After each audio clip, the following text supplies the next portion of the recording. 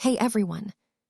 If you enjoyed this video, the full version is available on Patreon. I'll be uploading all my content there going forward. Chapter 1 East Sea Windmill Village. Makina's tavern was as lively as ever. But recently, an incongruous stall has appeared in front of the tavern.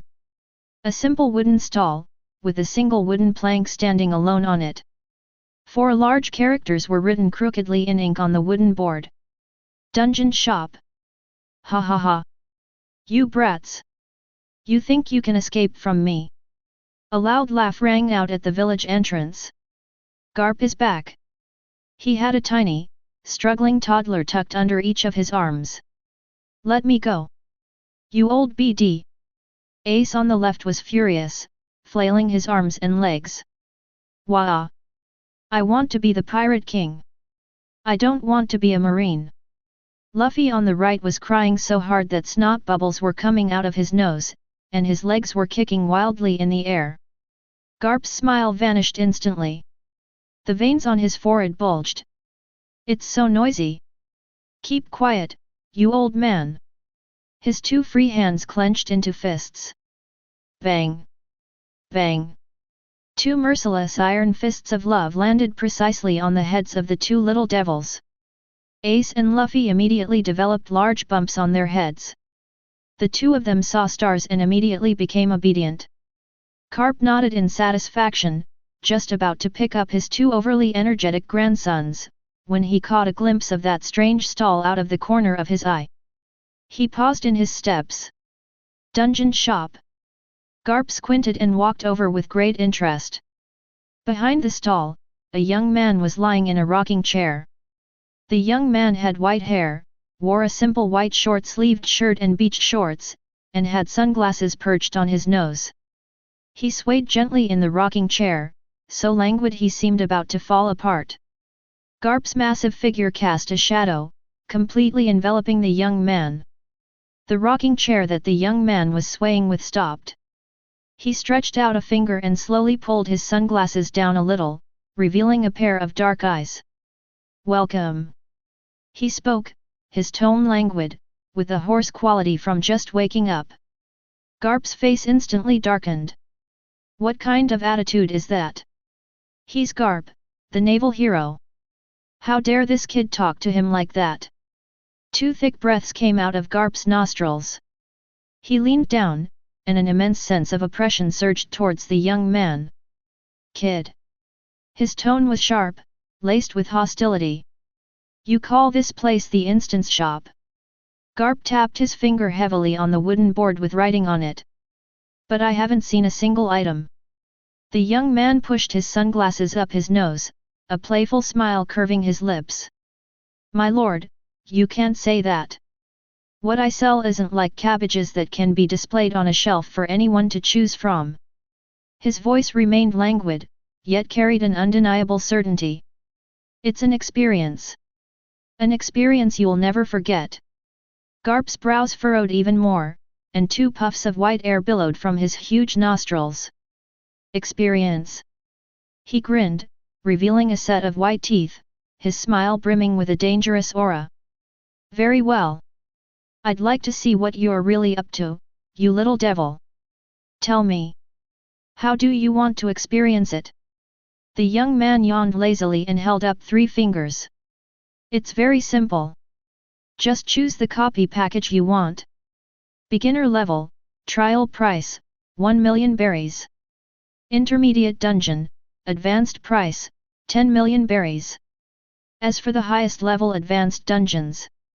He paused, his dark eyes peering at Garp behind his sunglasses, and slowly uttered a number. 100 million. The air froze instantly.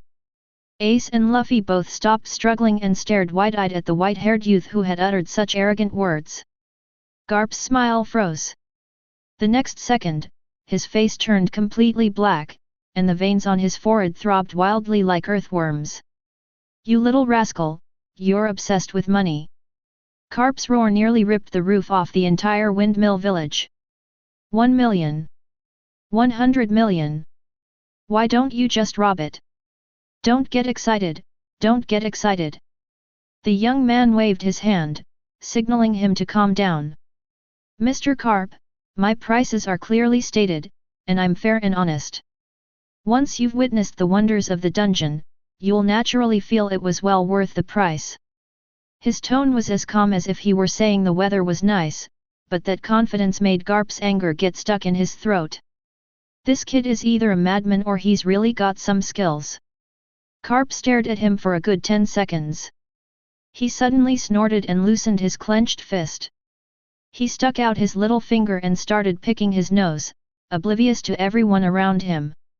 Such arrogance! Since you're so confident, I'll give you face today and let you see for yourself. He flicked his finger with an extremely graceful movement. Let's get the cheapest one.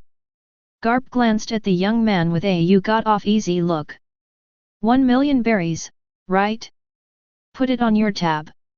If I feel it's not worth the price. He grinned, his gleaming white teeth flashing coldly. I'm not going to pay. As you wish. The young man's smile widened. Beginner dungeon, now open to you. The words had barely left his mouth. He raised his right hand and lightly tapped his index finger in the air. Buzz.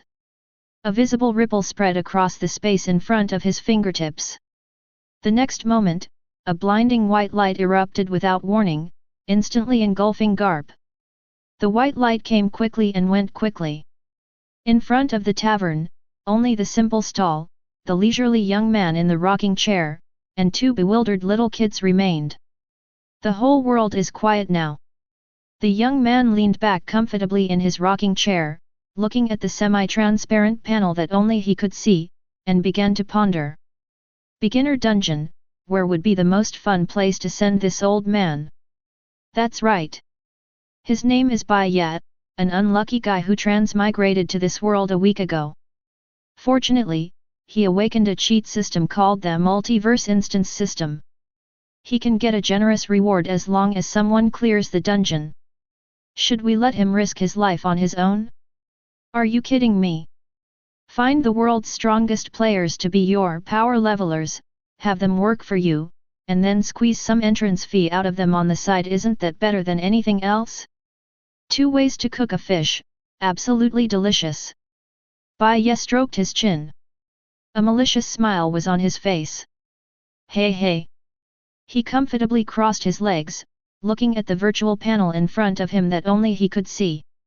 On the panel, several lines of text, glowing with a faint blue light, were clearly displayed. Optional dungeon pool. Beginner dungeon, King of the Desert. Synopsis: in the endless sea of sand, challenge the 7 warlords of the sand who plots to steal a kingdom. Beginner dungeon, the strongest spear. Synopsis: on the battlefield of clouds and lightning, face the Third Raikage who withstood a tailed beast ball with his bare body. Beginner dungeon, extraterrestrial visitor. Synopsis: above a steel jungle, a lone figure annihilates a leviathan-like behemoth from deep space. Intermediate dungeon, Eye of the Moon. Synopsis: facing the power of the gods, challenge Madara Uchiha, the 6 Paths cultivator who absorbed the divine tree and awakened the Eye of the Moon. Bai Ye's gaze swept across the panel, his fingers tapping the armrest absently. Crocodile, the king of the desert. He curled his lip. Logia-type devil fruit users can easily defeat those who don't know Haki, but old man Garp. His armament Haki is practically turning into muscles. 1 punch, and the sand will be reduced to minerals. Boring. Next. His gaze then fell upon the visitor from outer space. Fight a giant iron snake. A hint of disdain appeared on Bai Ye's face. That old man Garp usually uses warships as punching bags. A monster of this level would probably only take him 1 punch. No, it's so unwatchable, there's absolutely no dramatic conflict. He just wants to have fun. It's the kind of top-tier show where every punch lands hard, sparks fly, and the audience's adrenaline surges. Finally, his gaze settled on the 2nd beginner-level dungeon. The strongest spear. Bai Ye's eyes lit up. His lips stretched wider and wider, revealing a smile that could only be described as wicked. Oh! This is interesting. The Third Raikage, a monster who pushed his pure physical body and lightning release chakra to their limits. Hellfire Thrust, a single, penetrating strike, hailed as the strongest spear. Lightning Protection, hailed as the strongest shield. To cover his comrades, he single-handedly held off an army of tens of thousands of ninjas, fighting for 3 days and 3 nights until he died from exhaustion. A true man, a real tough guy. Bai Ye stroked his chin, a world-shaking duel already surfacing in his mind. Navy hero, Iron Fist Garp. His fist is the fist of justice that shattered countless legends. The formidable man of the hidden clouds, the Third Raikage. His fingers were the strongest spears, capable of piercing through any defense. When Garp's iron fist clashed with the Raikage's hell thrust. That scene. Tisk tisk. The ultimate clash between spear and shield, the pinnacle of physical skill against physical skill. Bai Ye slapped his thigh excitedly. This is it. Let this old man who keeps talking about upholding justice experience the loving embrace of the world's top hunk next door. He, hopefully his old bones are still strong enough. Chapter 2. Dark. An endless expanse of darkness. The feeling of weightlessness came from all directions, making Garp feel like he was falling endlessly. Garp frowned and looked around. There's nothing here. There was no wind, no sound, no light. Hey! You brat! What kind of hell have you brought me to? His roar echoed in the eerie silence, but received no response. Garp pursed his lips and began to stretch his arms and legs. Playing tricks? His battle-hardened intuition told him that there was no danger here. The next second.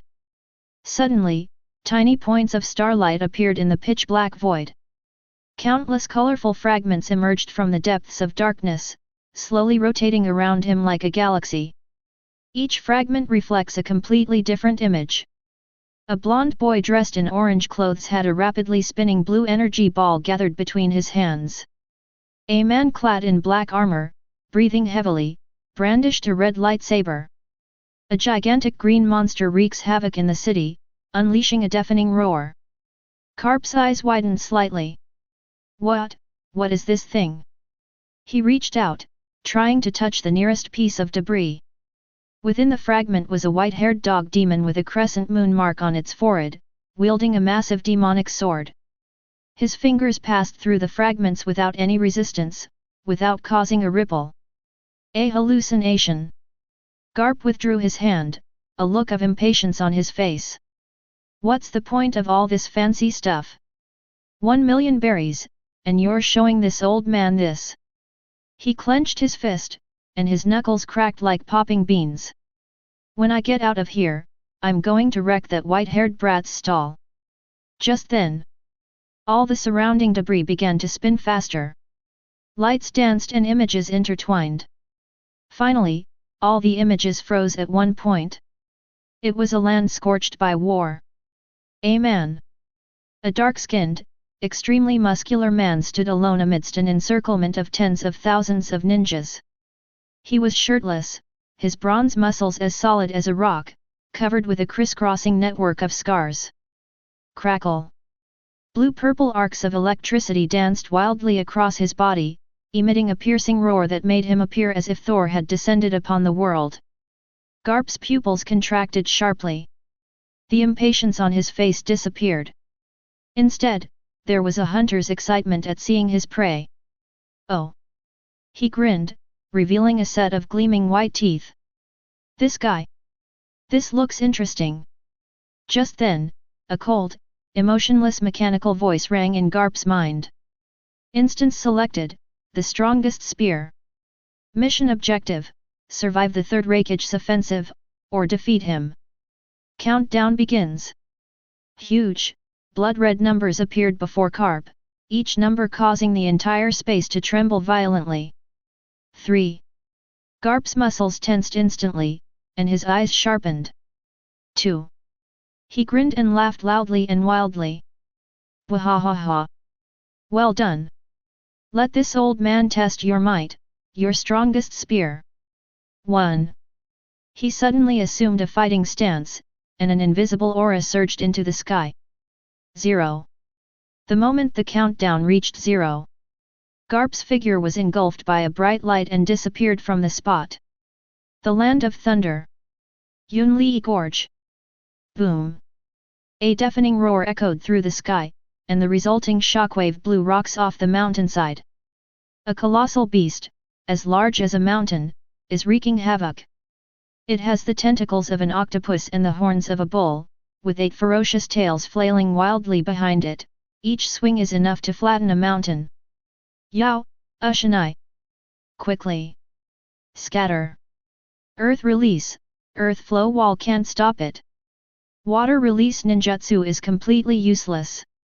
Countless ninjas from Kumagakure fled in disarray through the canyon, their faces filled with terror and despair. Their prized ninjutsu was as fragile as paper in the face of this rampaging tailed beast. Just then, a tall, imposing figure stood in front of everyone. His skin was dark, his muscles were bulging, and his body was crackling with visible blue electricity. The Third Raikage, A. All of you, step back. His voice wasn't loud, but it carried an undeniable authority and clearly reached the ears of every ninja. Raikage-sama. A ninja wearing goggles and with bandages wrapped around his face rushed to his side, his voice filled with anxiety. The 8 Tails has completely spiraled out of control. It's too dangerous for you to be alone. Tsukade. The Third Raikage didn't turn his head, his gaze fixed on the roaring 8 Tails in the distance. This is my responsibility as the Raikage. For the village, for my comrades, I must stop it. His tone was calm, yet it contained a determination as heavy as a mountain. But your health. Tsukishiro wanted to persuade him further. Shut up. The Third Raikage let out a low shout. That's an order. Until I take care of it, your task is to evacuate all civilians, leaving no one behind. The words had barely left his mouth. The lightning on his body suddenly surged. The bluish-purple chakra, like boiling magma, enveloped his entire body, forming an indestructible armor of lightning. The strongest shield, the lightning armor. The ground beneath his feet cracked inch by inch, and he transformed into a streak of blue lightning, preparing to charge towards the tyrannical 8-tailed fox. Just as he set off, the Third Raikage's movements suddenly froze. He stopped. His sharp, hawk-like eyes suddenly turned to the other side of the canyon. Tsukishiro was taken aback. Is that Raikage? The Third Raikage did not answer him. He stared intently in that direction, his muscles tensing to their limit, and the arcs of electricity on his lightning armor pulsating even more violently. There, an aura appeared. He felt an aura he had never experienced before, a wild, domineering, and vast as the sea. The intensity of this aura even made him temporarily overlook the rampaging 8 Tails. Who is it? The Third Raikage's voice became extremely solemn. Get out here! His roar, mingling with thunder, echoed throughout the entire Yunli Gorge. The other side of the canyon. A figure descended from the sky, crashing to the ground with a loud thud, kicking up a cloud of dust. Cough cough. This teleportation experience is really not good. Garp dusted himself off, muttering grumbling in dissatisfaction. He looked up and glanced around. Everywhere were towering, jagged cliffs that seemed to reach into the clouds, and the air was filled with the smell of burning and a faint odor of ionization. Oh! He saw the octopus cow in the distance, displaying its might. Wahahaha! What a huge thing! This trip was definitely worth it. Garp's face instantly lit up with an excited smile. He clenched his fist, his knuckles cracking, ready to charge forward and deliver a fist of love to the giant. Just then, a thunderous shout reached his ears. Get out here! Garp stopped moving. He turned his head and looked in the direction the sound came from. He saw it. At the end of the canyon, there stood a muscular, dark-skinned man whose body was wreathed in blue lightning. The other person was staring intently at him with an extremely oppressive gaze. That look was filled with wariness, hostility, and a hint of the excitement of meeting a worthy opponent. Garp grinned, his smile becoming even more unrestrained. Wahahaha. So this is the person in question. He ignored the still roaring eight tails and strode towards the Third Raikage. With each step, the ground trembled slightly. An invisible aura rose from his body, like an ancient beast awakening, savage, tyrannical, and unreasonable. That brat didn't lie to me. As Garp walked, he cracked his wrists, making a series of popping sounds. This opponent. I like it very much. Chapter 3. Two equally domineering forces collided violently in the canyon, whipping up a fierce wind that sent rocks flying everywhere. The ninjas of Kumagakure were overwhelmed by this aura, their faces filled with horror. Who is that guy? A ninja stared intently at the man who had suddenly appeared, his voice trembling. The man was wearing a strange white coat with two large characters written in black ink on the back that they couldn't recognize at all. Justice? What organization's logo is this? I don't know, I've never seen it before. But it's so strong. Just standing there makes me feel like I'm suffocating. Tsukishiro's expression was extremely solemn, and he clenched his fists tightly. This man who suddenly appeared is definitely a top-tier expert. His strength is probably no less than that of the Raikage. Just as everyone was in a tense standoff, Garp made his move. He completely ignored the gazes of those lowly figures, his eyes fixed firmly on the Third Raikage. Wahahaha. Garp's wild laughter echoed throughout the canyon. What are you dawdling about for? Let's get started. He grinned, and then, to everyone's astonishment, he suddenly stomped on thin air. Bang! A dull thud echoed in the air. Garp's body rose from the ground, as if stepping on invisible stairs, and walked step by step toward the Third Raikage on the other side of the canyon. What? He's walking in the sky. What kind of ninjutsu is this? The Cloud Village ninjas' eyes nearly popped out of their sockets, their jaws dropping to the floor. They had never seen such an outrageous way of moving. However, even more outrageous things were yet to come. Garp's arrogant actions thoroughly enraged the rampaging eight-tailed Jiki. Roar! A deafening roar exploded. The eight-tailed beast, its body larger than a mountain, suddenly turned, its scarlet eyes fixed on the tiny black dot in mid-air. It swung one of its thickest octopus tentacles, and at the tip of that tentacle was a giant, clenched fist. Call!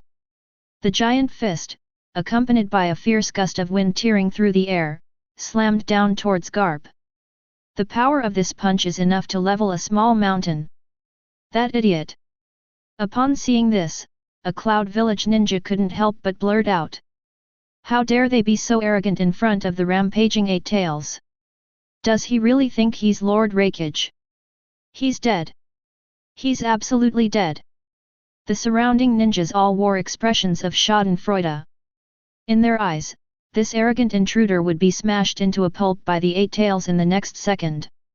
However, in mid-air, facing that colossal fist that blotted out the sky, Garp's smile only grew brighter. Wahahaha! A disobedient giant octopus.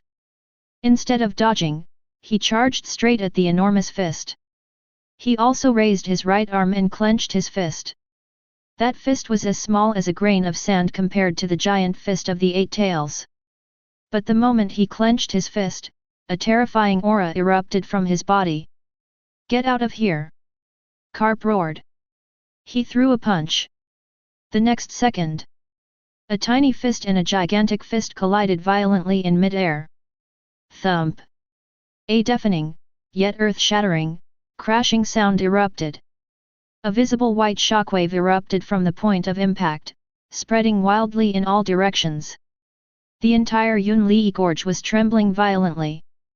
Countless huge rocks were shaken off the cliffs on both sides of the canyon and crashed into the abyss below with a thunderous roar. The Cloud Village ninjas were blown about by the shockwave, their faces filled with terror. When they finally regained their balance and looked up at the sky, everyone was stunned. The mocking expressions on their faces froze, turning into utter horror as if they had seen a ghost. They were only seen in mid-air. That enormous, eight-tailed bull demon, as massive as a mountain, was actually forced back by that tiny fist. Its massive body lost its balance in mid-air, staggering backward for more than 10 meters before crashing heavily to the ground. Boom! The earth itself is groaning. How is this possible? A Cloud Village ninja, trembling, pointed at the figure in mid-air still in a punching stance and stammered. He knocked the eight tails back with one punch. The whole world fell silent. All that remained were the eight tails' agonizing roars and the heavy breathing of the Cloud Village ninja. Even the Third Raikage, who had been on high alert, suddenly had his pupils contract. He stared intently at Garp's smoking fist, his eyes filled not only with seriousness but also with a burning fighting spirit. This man! Very strong! Incredibly strong! The Third Raikage's pupils shrank to the size of pinpoints. He stared intently at Garp, his eyes burning with the fierce fighting spirit of a true warrior. This guy! There was no flow of chakra. No ninjutsu was used. Pure physical strength only. Pure, unrestrained, and irrational physical strength. He could knock the rampaging eight tails backward with a single punch.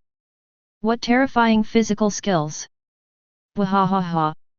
Garp landed back on the ground, causing the earth beneath his feet to crack. He shook his slightly numb fist, his excitement only increasing. Great! Great! Your world is quite interesting. He completely ignored the eight tails that was rising again, staring intently at the Third Raikage. This dark-skinned, muscular man is his target. Tsukade! The Third Raikage suddenly roared. Raikage-sama! Tsukashiro quickly agreed. Lead everyone and retreat immediately. The Raikage's order was decisive and left no room for argument. Barrier class! He roared again, his voice like rolling thunder. Exist!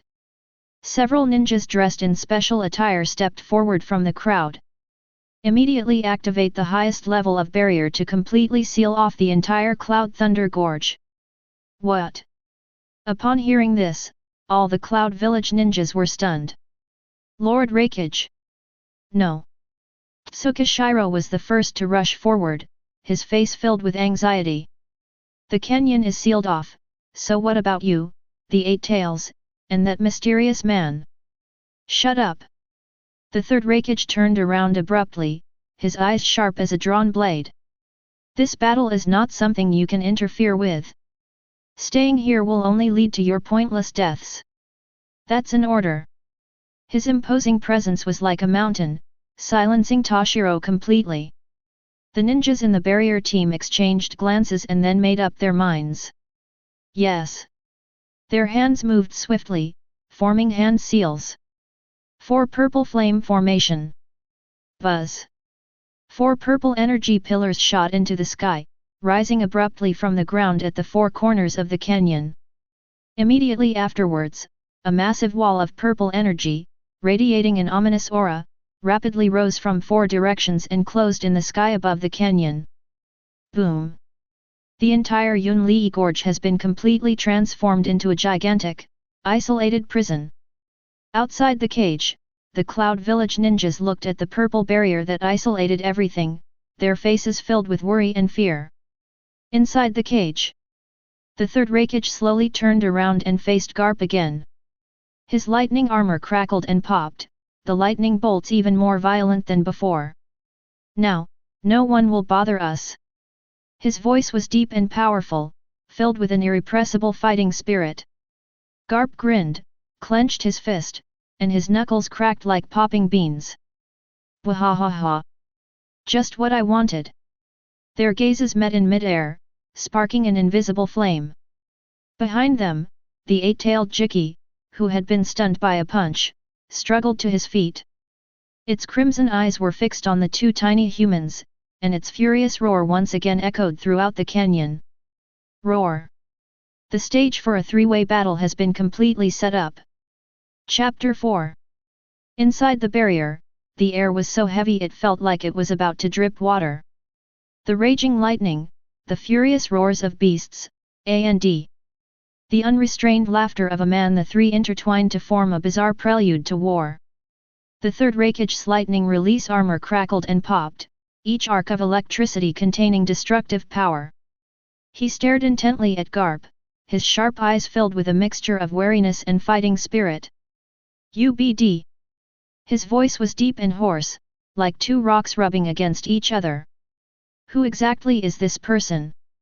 Did you appear here because of the Eight Tails? The moment the question was posed, the atmosphere in the entire canyon became extremely tense. However, Garp's reaction to the Raikage's questioning surprised everyone. He stretched out his little finger, slowly inserted it into his nostril, and dug around vigorously. Then he snapped his fingers. He looked bewildered, tilting his head to look at the Third Raikage. His expression was as innocent as that of a 3-year-old child. Yow! Garp picked his nose and repeated it in confusion. What is that thing? Is it tasty? Boom! These words were like a bucket of gasoline poured on the Third Raikage's already raging anger. Pretending to be stupid? Ridicule? How could a monster strong enough to defeat the Eight Tails with a single punch not know what a tailed beast is? In his view, this was nothing short of blatant contempt. It was the most utter contempt for him and for the hidden Cloud Village. A hole. The Third Raikage's teeth were grinding together. The lightning armor he wore, made of chakra, suddenly surged with electricity. The bluish-purple arc of electricity grew thicker and more violent. Crackle! Amidst the deafening roar of thunder, the ground around him was crushed inch by the immense energy, and rubble floated upwards. Whatever!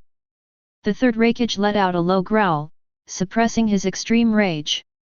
He suddenly lowered his body, assuming a charging stance, his entire being transforming into a blue cannonball about to be launched. No matter where you come from. I don't care what your purpose is. His eyes were bloodshot with rage, fixed intently on Garp's figure. I'll beat you half to death first. Then I'll interrogate you slowly. Before he could finish speaking, the ground beneath his feet suddenly exploded. Chapter 5. Boom! The Third Raikage transformed into a bolt of blue lightning, and wherever he passed, the earth cracked and crumbled, leaving behind a scorched ravine. That speed completely exceeded the limits that the naked eye could perceive. Die! A furious roar exploded in Garp's ears. However, faced with this devastating blow, Garp's smile grew even more arrogant. Wahahaha! Just what I wanted! He didn't back down, nor did he even have the thought of dodging. Garp also lowered his body, and the muscles in his right arm instantly bulged, with veins writhing wildly beneath his bronze skin like small snakes. He suddenly pulled his fist back, gathering his strength. Then, he threw a punch at the blue lightning bolt that shot towards him. Drink! There are no fancy move names, no dazzling energy effects. It was just that simple, unadorned punch. The next moment, a fist crackling with lightning clashed violently with a calloused iron fist in the center of the canyon. Buzz!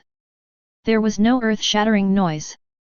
Only one terrifying buzzing sound, enough to deafen the entire world.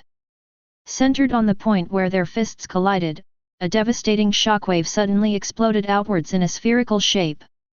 The ground beneath our feet was like a lake tossed with a giant object, sending up waves of earth tens of meters high. The entire massive barrier formed by the 4 purple flame array trembled violently under this power, and violent ripples spread across the purple energy wall. Outside the barrier, all the Cloud Village ninjas were thrown back by the terrifying aftershocks, staggering about, blood gushing from their mouths and noses, their faces filled with disbelief and horror. Inside the barrier. Click! Click! Click! A crisp cracking sound rang out. The ground beneath the feet of the Third Raikage and Garp could no longer withstand this brute force, cracking instantly like a spider web before collapsing into a massive crater. Smoke and dust filled the air. The two figures separated instantly upon contact, each retreating dozens of meters. Thump! Thump! Thump! The Third Raikage left deep footprints on the hard rocky ground with each step, and it took him more than a dozen steps to barely regain his footing. He raised his head and stared intently at the man opposite him, his eyes filled with an unprecedented solemnity. He glanced down at his slightly trembling right arm. The fist, encased in the lightning release armor, was actually experiencing a tingling, numb pain. How is that possible? His own lightning release armor is known as the strongest shield. His own penetrating hand is known as the strongest spear. A perfect blend of offense and defense. But this man before him had actually managed to fight him to a standstill using only pure physical strength? No. They even, subtly outshone me. The Third Raikage had a more accurate assessment of Garp's strength. This guy. They definitely possess strength that rivals their own. And this incredible strength is simply terrifying. On the other side, Garp also clenched his fist and grinned. A faint white mark was left on the surface of his fist, along with a slight numbing sensation from the electric shock. His wild laughter gradually subsided. What replaced it was a seriousness mixed with surprise and displeasure. Damn it! Garp muttered something under his breath, his expression changing. This thing is called a beginner dungeon. As one of the strongest figures standing at the pinnacle of the pirate world, he originally entered with the mindset of experiencing life and just having some fun. After all, with a million pegs, what earth-shattering challenges can one expect? But that punch just now taught him a real lesson. The opponent's strength and speed completely exceeded his expectations. Looks like I'll have to get serious. Garp clenched his fist, his knuckles cracking loudly. Otherwise, we might really capsize in this little ditch. Inside the instance, the battle has reached a fever pitch. Wahahaha. Now that's more interesting. Garp's maniacal laughter subsided, replaced by an extremely excited seriousness. His muscles bulged, his bones creaked, and the aura he exuded was even more terrifying than before. Stop getting so smug! The Third Raikage roared, his lightning armor shining brightly, the blue-purple lightning almost becoming tangible. These two monsters are completely in action. However, they all overlooked the third presence present. The eight-tailed Jiki, having been sent flying by a single punch, trapped by a barrier, and ultimately completely ignored by two insignificant humans, had reached the heights of rage. Roar! It opened its blood-red maw. Black and purple energies began to converge and compress wildly, forming a sphere exuding an aura of destruction. Chapter 5. At the same time, outside the instance, in the East Sea, at Windmill Village, time seemed to stand still for a second on the bustling market street. Luffy and Ace, the two little devils, were staring in disbelief at what was in front of them. 1 second Garp was standing there, cursing and ready to flip the stall. They've disappeared. It just vanished into thin air. Not even a puff of smoke came out. Luffy blinked hard, then rubbed his eyes vigorously. It's empty. Ace was also stunned, the impatience on his face turned into pure astonishment. Clatter. The bag of senbei that Garp dropped on the ground rolled out and broke in two. Silence. A deathly silence. The next second. Grandfather. Luffy's signature booming voice, tinged with tears, shattered the tranquility of the entire street. His rubber neck suddenly stretched out, scanning the surroundings frantically like a searchlight. Grandpa is missing. Hey! You old geezer! Stop making such pointless jokes! Ace roared at the air, but only the wind answered him. Their faces turned deathly pale instantly. That old BD! Although they beat them with iron fists of love every day, forced them to eat wild animals that tasted terrible, and threw them into deadly jungles. But that's their grandfather. They are among the few relatives they have in this world. He was the man they cursed, yet never doubted, a man as powerful as a mountain. It's you. Luffy suddenly turned his head, his scarlet eyes fixed on the white-haired boy who was still lazily leaning against the stall. Where did you take Grandpa? His arms instantly extended, wrapping around the eaves next to him, and he was launched out like a cannonball. Rubber, rubber! With a childish roar, his tiny fist clenched, aimed at the white-haired boy's face. Pistol! Luffy! Stop! A figure was even faster than him. Ace lunged forward, grabbing Luffy's waist tightly from behind and dragging him backward with all his might. Bang!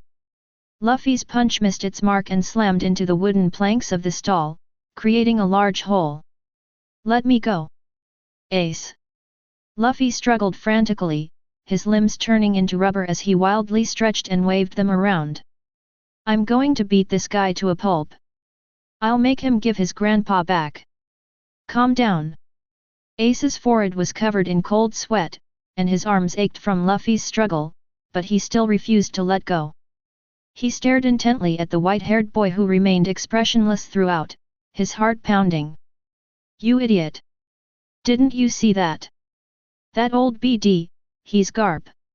Ace's roar made Luffy freeze in mid-air. The guy who can make him disappear without even uttering a fart, do you think we can handle him? Yes. That's Grandpa. That Grandpa who ate wild boars the size of mountains for dinner and used warships as punching bags. Luffy stopped struggling. He turned his head and looked at Ace's pale face, the color quickly fading from his own. Fear, belatedly realized, gripped his heart. Just then, the white-haired boy finally reacted. He yawned, stretched, and looked like he had just woken up. It's so noisy. He glanced at the two kids listlessly.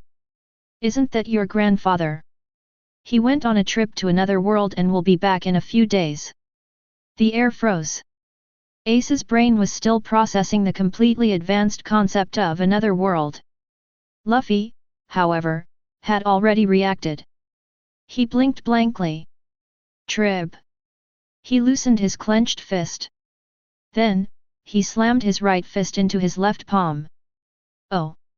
Luffy suddenly realized, and all the fear and anger on his face vanished instantly, replaced by a refreshing icy expression. I see. He even grinned, revealing a big smile. You scared me. Honestly, that old geezer didn't even tell me he was going on a trip. Ace. He slowly, inch by inch, turned his head. He looked at his younger brother, who had completely relaxed and had even started picking his nose. An indescribable rage surged from the solace of my feet straight to the top of my head. You absolutely super, incredibly stupid. Ace's furious scream echoed throughout the entire street. He reached out and grabbed Luffy's cheeks hard, pulling them apart forcefully. You believe everything he says? Another world trip? You actually believe that kind of nonsense? What else is in your head besides eating meat? Ouch, it hurts. Ace. Luffy was being pulled so hard that tears were almost in his eyes, and he protested incoherently. But he's telling the truth. The two little devils immediately started fighting.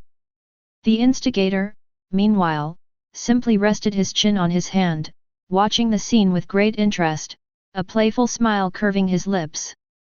Bai Ye raised his arm and checked the time. He spoke slowly, muttering to himself. It's almost time. It's time, to decide the winner. Within the barrier lies Cloud Thunder Gorge. That sphere, composed of black and purple energy, has expanded to an alarming degree. Destroy. Utter destruction. The suffocating, terrifying atmosphere made the air in the entire canyon thick and sticky, and every breath felt like a burning sensation. Tailed Beast Ball. For the first time, the wild smile on Garp's face completely vanished. His pupils contracted to their maximum size as he stared intently at the black sphere that was constantly compressing energy. Hold! He couldn't help but swear. Are you kidding me? If this thing explodes, I'll be done for too. On the other side, the violent lightning armor on the Third Raikage momentarily froze. The anger and fighting spirit on his face were replaced by an unprecedented solemnity. He knew the power of this thing better than Garp. This makes it even clearer what the consequences of this thing exploding in the confined space of the 4 purple flame array would be. Perish together? No. It was a complete and utter annihilation, leaving not even a trace. The next second, 2 top-tier powerhouses from different worlds made the exact same decision. They turned their heads sharply, their eyes meeting in mid-air. There is no language. There was no communication. A fleeting moment of perfect understanding between the strong. Let's get started. Wahahaha. Garp's maniacal laughter rang out again, but this time it carried an unprecedented ferocity. I'll stew you first, you unruly giant octopus. The ground beneath his feet exploded with a deafening roar, and he hurtled towards the 8 tails like a cannonball. At the same time, the Third Raikage has also moved. He transformed into an even more dazzling and swift blue lightning bolt, his target also being the giant beast that was gathering its strength. Hellfire thrust, one-hit kill. The Raikage's roar echoed throughout the canyon. He concentrated all his chakra into 3 fingers of his right hand, which became harder than diamonds, crackling with dazzling lightning, transforming into an indestructible and strongest spear. On the other side. Get out of here! Garp leaped high into the air, and his weathered iron fist was covered with an invisible yet incredibly domineering power. 1 left, 1 right. 1 punch, 1 spear. With a look of terror in its eyes, the 8-tailed fox was struck simultaneously by 2 attacks on its massive head. Boom! A violent power exploded from the 8-tail's body. Its mountain-like body suddenly stiffened. The tailed beast ball that had already taken shape in its mouth suddenly lost control of its energy, and then, poof, it went silent. The 8-tailed creature's massive body tilted backward and crashed heavily to the ground, kicking up clouds of dust. It was subdued. The smoke and dust cleared. Garp and the Third Raikage stood facing each other at opposite ends of the canyon. Both of them were breathing heavily. They had all used up tremendous power to stop the tailed beast ball, resulting in a huge drain on their energy. Garp shook his slightly sore arms.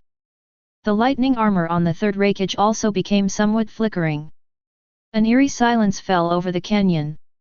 Well done, old man. The Third Raikage spoke first, his voice hoarse but full of approval. However, our matter is not over yet. Garp grinned, revealing his gleaming white teeth. Wahahaha. That's natural. He clenched his fist, and his knuckles cracked. That concludes the warm-up exercises. At this moment, their fighting spirit surged to its peak once again. Let's use this last trick to decide who's better. The Third Raikage roared, frantically gathering the last of his chakra into the tip of his right finger. The light of the lightning armor quickly dimmed, and all its energy transformed into a single point of cold light at the fingertip. The strongest spear, wielded with everything. Just what I wanted. Garp laughed wildly, adopting an unprecedentedly serious posture. He slowly pulled his right fist behind him, all the muscles in his body tensed to the extreme, and an even more terrifying and unfathomable aura rose from his body. Got it. This is my old man's Iron Fist of Love. Chapter 6. 2 completely different forces are rising wildly at opposite ends of the canyon. One side. It is a spear of destruction condensed to the extreme, compressing all energy into a single point. The blue-purple lightning on the fingertip of the Third Raikage had become so intense that it turned pure white, so dazzling that it was impossible to look directly at it. His whole being became dim, except for those 3 fingers, which were the center of the entire world. On the other side, It is pure violence that is domineering to the extreme and unreasonable to the point of being tyrannical. There were no special effects on Garp's right fist. But the surrounding air was distorted, and the rocks beneath our feet were silently turning to dust. An invisible and intangible aura, yet as heavy as a mountain, enveloped his entire being. Outside the barrier, the hearts of Tsukishiro and all the Cloud Village ninja were in their throats.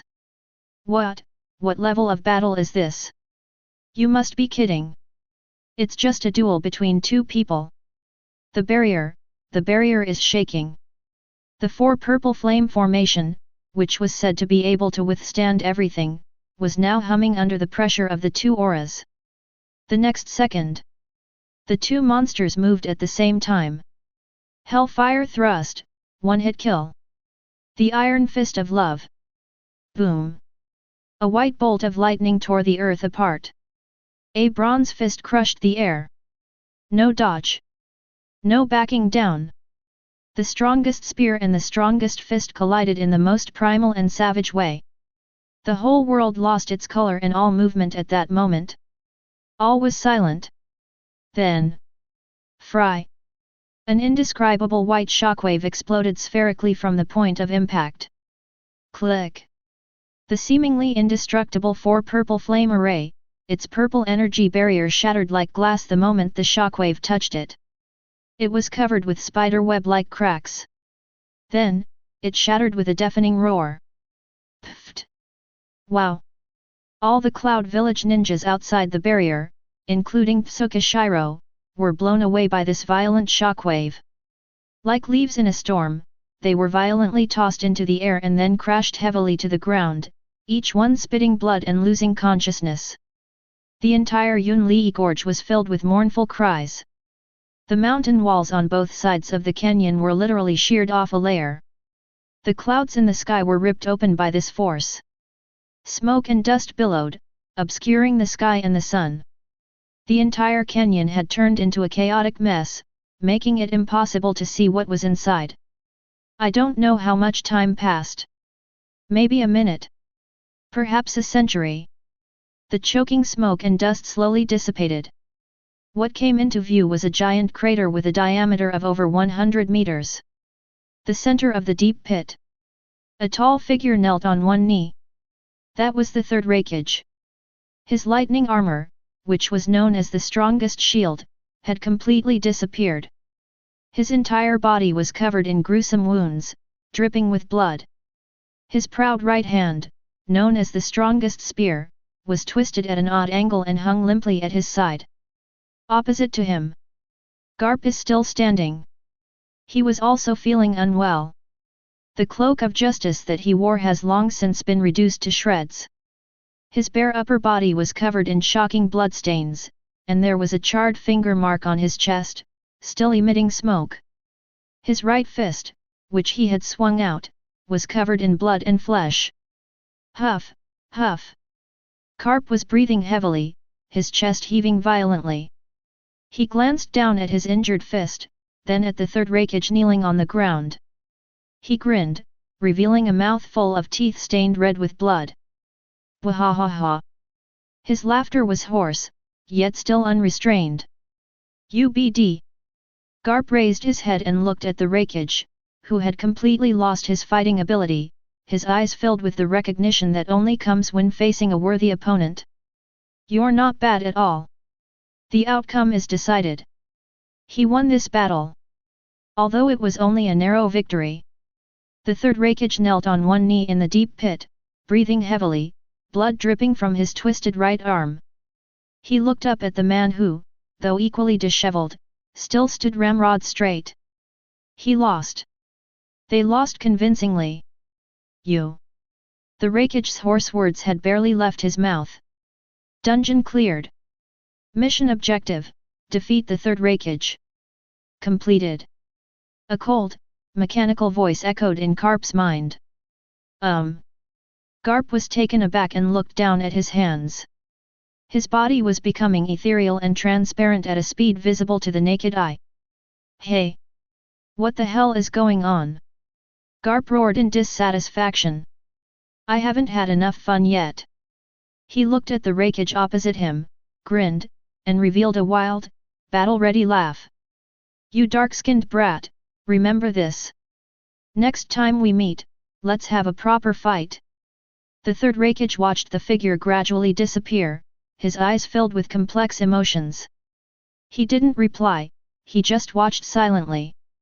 In the end, Garp's figure completely turned into specks of light and dust, disappearing into the canyon they had utterly destroyed. Leaving the instance. At the same time. Donghai, Windmill Village. You idiot. You believe everything he says. Ouch, it hurts. Ace, let go. Bai Ye rested his chin on his hand, watching the two little devils wrestling together with a bored expression. Just then, a series of blue virtual subtitles, visible only to him, flashed wildly in front of his eyes. Instance, the strongest spear has been cleared. Completed by Monkey D. Garp. Completion rating, S+, by sheer brute force, the strongest shield and the strongest spear were crushed head-on, perfectly achieving the challenge objective. Settling level completion rewards. Rewards settled. Bai Ye's lips curled up slightly. They've arrived. Congratulations on receiving Reward 1, Lightning Release Chakra Mode, S-rank. The moment the words left his mouth, a violent and scorching torrent of energy appeared out of nowhere within Bai Ye's body, surging wildly through his limbs and bones. Crackle! Tiny blue arcs of electricity danced across his skin, and a faint smell of ionization filled the air. Bai Ye slowly raised his hand and clenched his fist. He could feel every cell in his body rejoicing under this power. Speed, strength, reflexes. A comprehensive, explosive upgrade. Good. He nodded in satisfaction. Immediately afterwards, a second prompt appeared. This time, the subtitles are a dazzling gold. Congratulations on receiving Reward 2, the Perfect Jinchuriki, SSS-rank. Boom! Bai Ye's mental world suddenly trembled. He saw an endless dark space.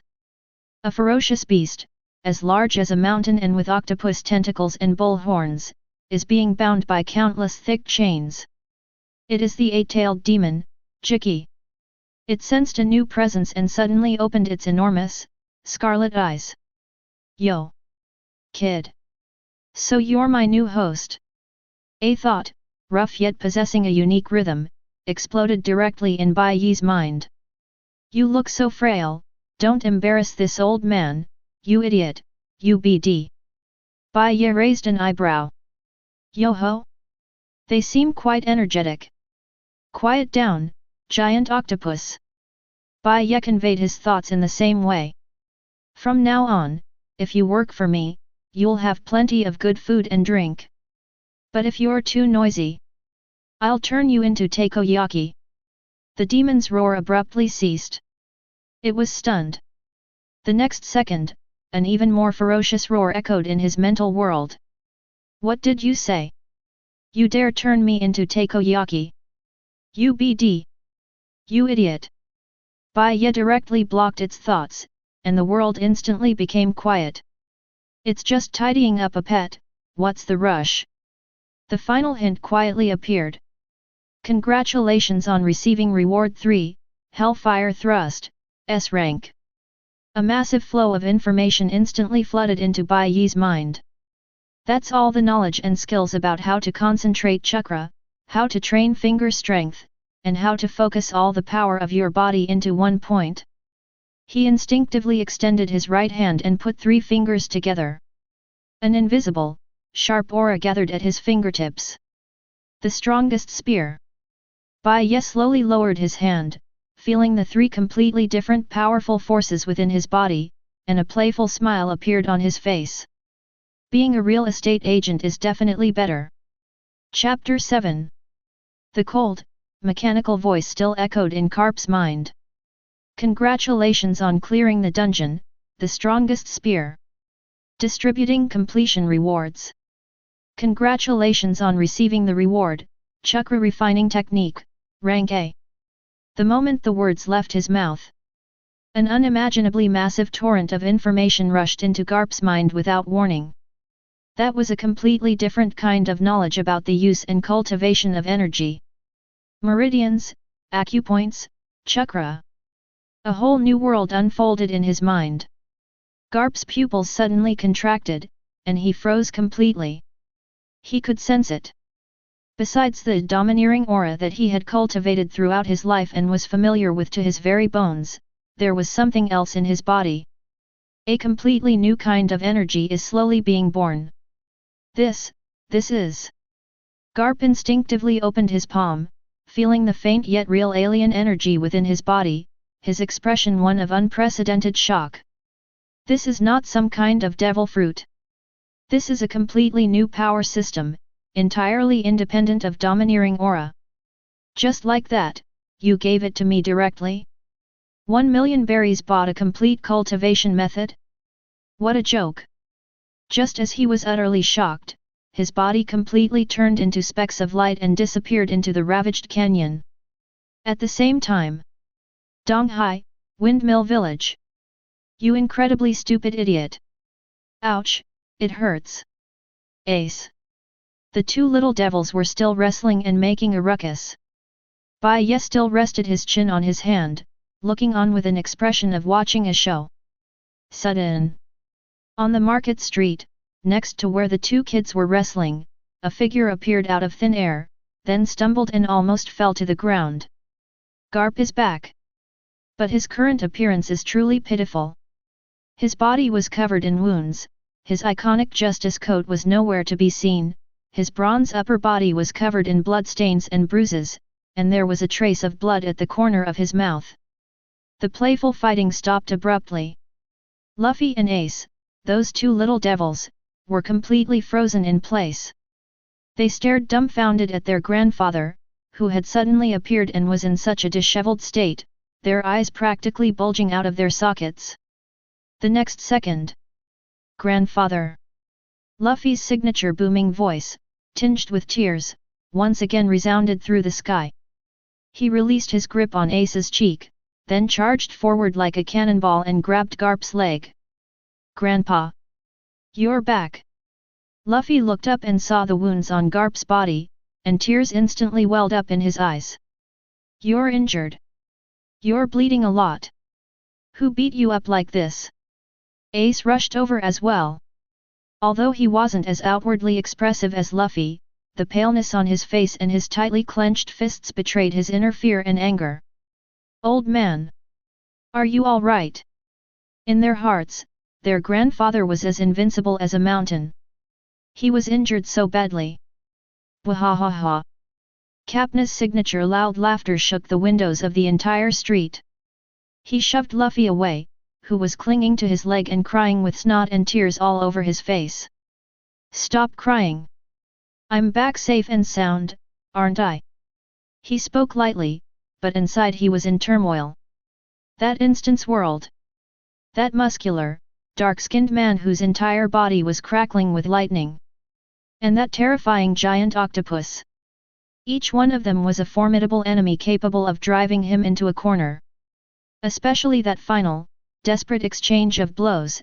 If he had been even slightly careless, he wouldn't have just returned in a sorry state, he would have been completely wiped out. That's just a beginner dungeon? Are you kidding me? Garp's gaze fell imperceptibly on the white-haired boy who was still lazily leaning against the stall.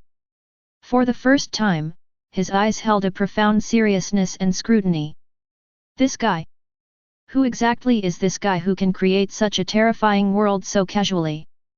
Bai Ye slowly stood up from behind the stall and stretched. He ignored the two kids still wrestling on the ground, and also ignored the astonished looks from passers-by. His gaze fell directly on the man who was covered in blood but still stood ramrod straight. "Oh, old man!" Bai Ye strolled over with his hands in his pockets, a playful smile on his face. He stopped in front of Garp and looked him up and down at his wounds. "How was the user experience?" Bai Ye chuckled and, in front of Garp, rubbed his fingers together in a shrewd and mercenary manner. "Let me tell you, this 1,000,000 berries is absolutely worth every penny, isn't it?" Luffy and Ace were both stunned. They looked up at the white-haired boy chatting and laughing in front of his grandfather, and for a moment forgot to cry. Wahahaha! Garp suddenly burst into a burst of wild laughter, his powerful laugh making the surrounding air buzz. He glanced down at Bai Ye, and in those deep eyes, the previous disdain was gone, replaced by an unprecedented solemnity. Worth it! Garp grinned, revealing his blood-stained lips, and uttered a single word with unwavering resolve. It was totally worth it. He casually pulled a small notebook and a pen from his pocket, scribbled a line of words on it, and then tore it off. He shoved the note into Bai Ye's hand. Take it. This check was specially approved by Naval Headquarters. Go collect the money yourself later. Bai Ye took the note without hesitation, whistled, and stuffed it into his pocket with satisfaction. Doing business with heroes is so satisfying. Just then, Garp's maniacal laughter vanished instantly. His weathered face became incredibly serious. A heavy aura emanated from him. Now, it's your turn to answer my questions. Garp's voice deepened as he stared intently into Bai Ye's eyes. Who exactly are you from? And what exactly is this so-called copy? The atmosphere froze at that moment. Even Ace sensed something was wrong and instinctively pulled Luffy back a step. Bai Ye, however, remained as lazy as ever. He tilted his head and pointed to his own nose. He smiled. I'm just an ordinary traveler. Just an insignificant traveler wandering among the heavens. All the heavens? Garp's pupils contracted sharply. These were words he had never heard before. As for that instance, Bai Ye stretched out a finger and gently tapped it in the air. You can understand it that way. A mysterious smile curved at the corners of his lips. I merely captured a small fragment of time unfolding in another world. Then, I'll sell it to you to play with. Chapter 8. Extracting fragments of time. Garp's pupils shrank to a single point. Absurd. Outrageous. But everything he had just experienced, the raging lightning, the terrifying beasts, the brutal, hand-to-hand combat, was so real that he couldn't deny it. That's not an illusion.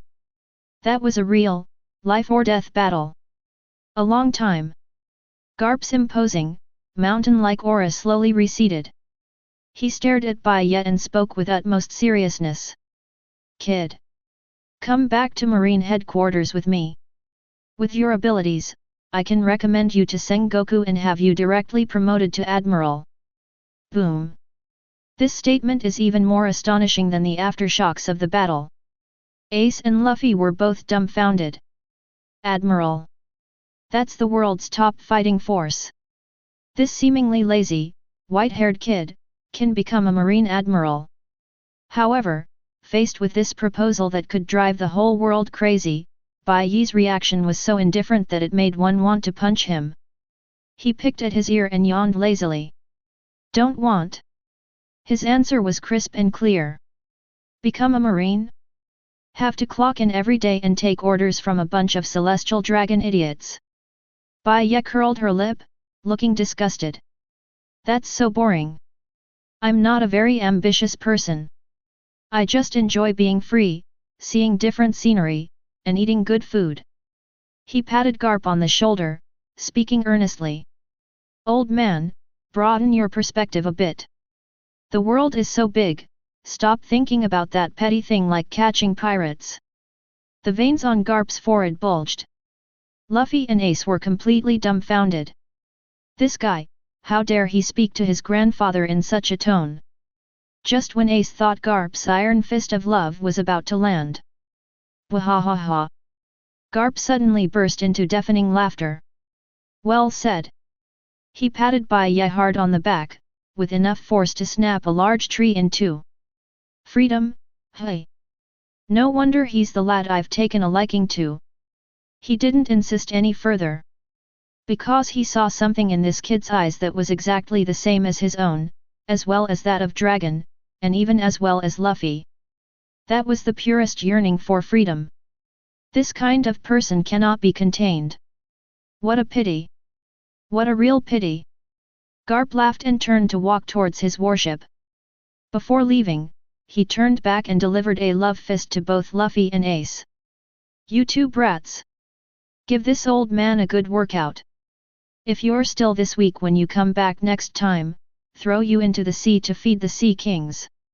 After saying that, he boarded the warship without looking back. As the warship slowly sailed away from the harbor, Garp stood at the bow and roared at the White Knight on the shore. Kid! Next time there's a fun dungeon like this, be sure to let me know. The price is negotiable. Bai Ye waved the check in his hand, smiling like a shrewd businessman. Of course, of course. Take care, sir. On the deck of a naval warship. The moment Kapna, covered in blood and with tattered clothes, stepped onto the deck, the atmosphere on the entire warship froze. Mr. Garp! The lieutenant, Bogart, rushed forward.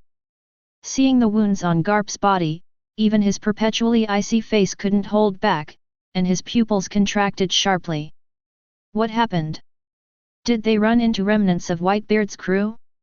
Or some foolish Yonko crew? The thought of injuring the naval hero Monkey D. Garp in this state made more than a dozen worst-case scenarios flash through Bogart's mind. However, Garp simply waved his hand casually, grinned, and revealed a mouthful of blood-stained white teeth. Wahahaha! Relax, Bogart. He casually wiped the blood from the corner of his mouth. No enemies.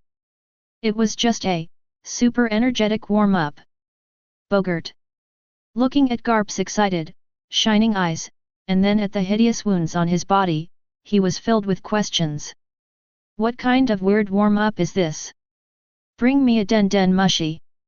Garp's smile faded slightly, and his eyes sharpened. I need to say a few words to that Sengoku guy. Naval Headquarters, Marshal's office.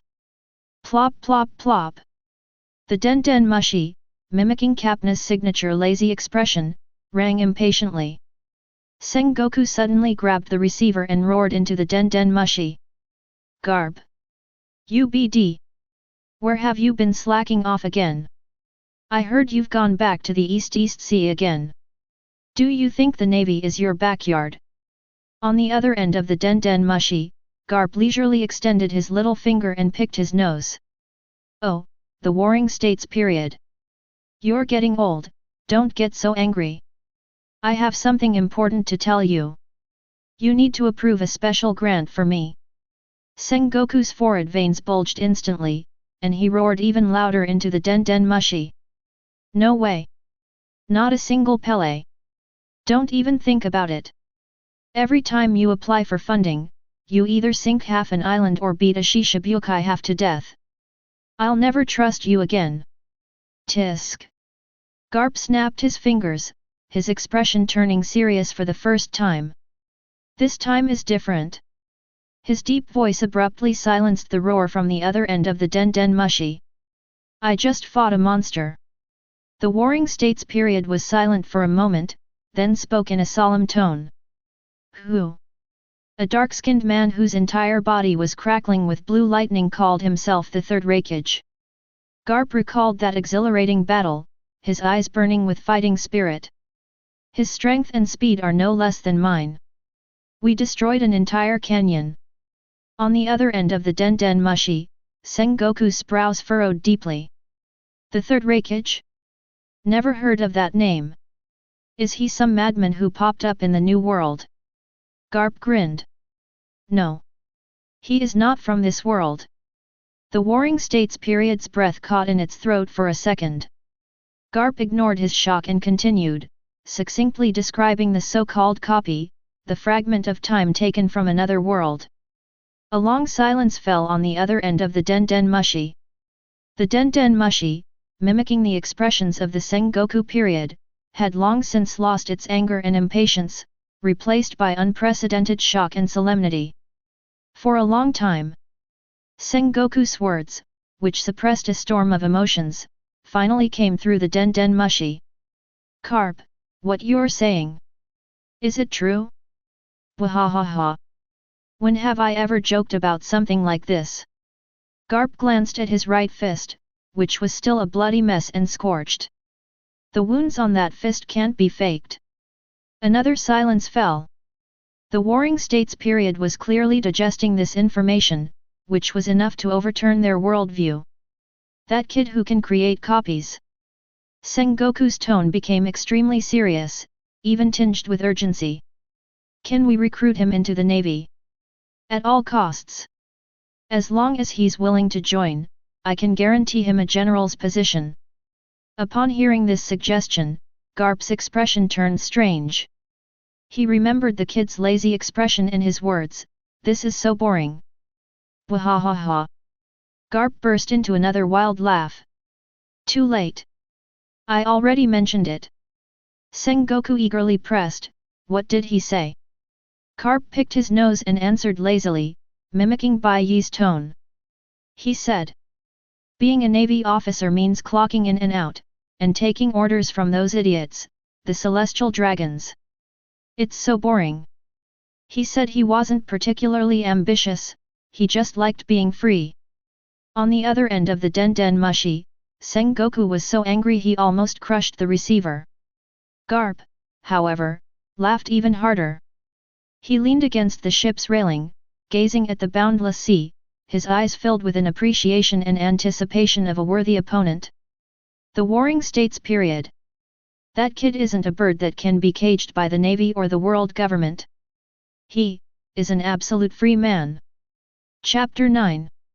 On the other end of the den mushi, Sengoku fell into a long, deathly silence.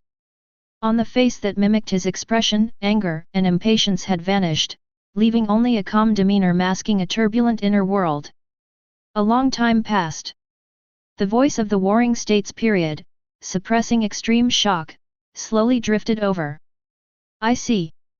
This matter is too high level for me to handle, I will send someone to deal with it. His tone became extremely serious, carrying the decisiveness of a marshal. And you, UBD. If you dare to. Click. Garp hung up the phone cleanly and decisively. Naval Headquarters, Marshal's Office. As Zhang Guo held the microphone and listened to the busy tone coming from it, the veins on his forehead bulged out one by one. The next second. Garp. You hopeless BD. The marshal's roar nearly lifted the roof off Marine Ford. On the deck of a warship, Garp casually tossed the den mushi to Bogart, who was standing nearby, a smug grin spreading across his face. Wahahaha.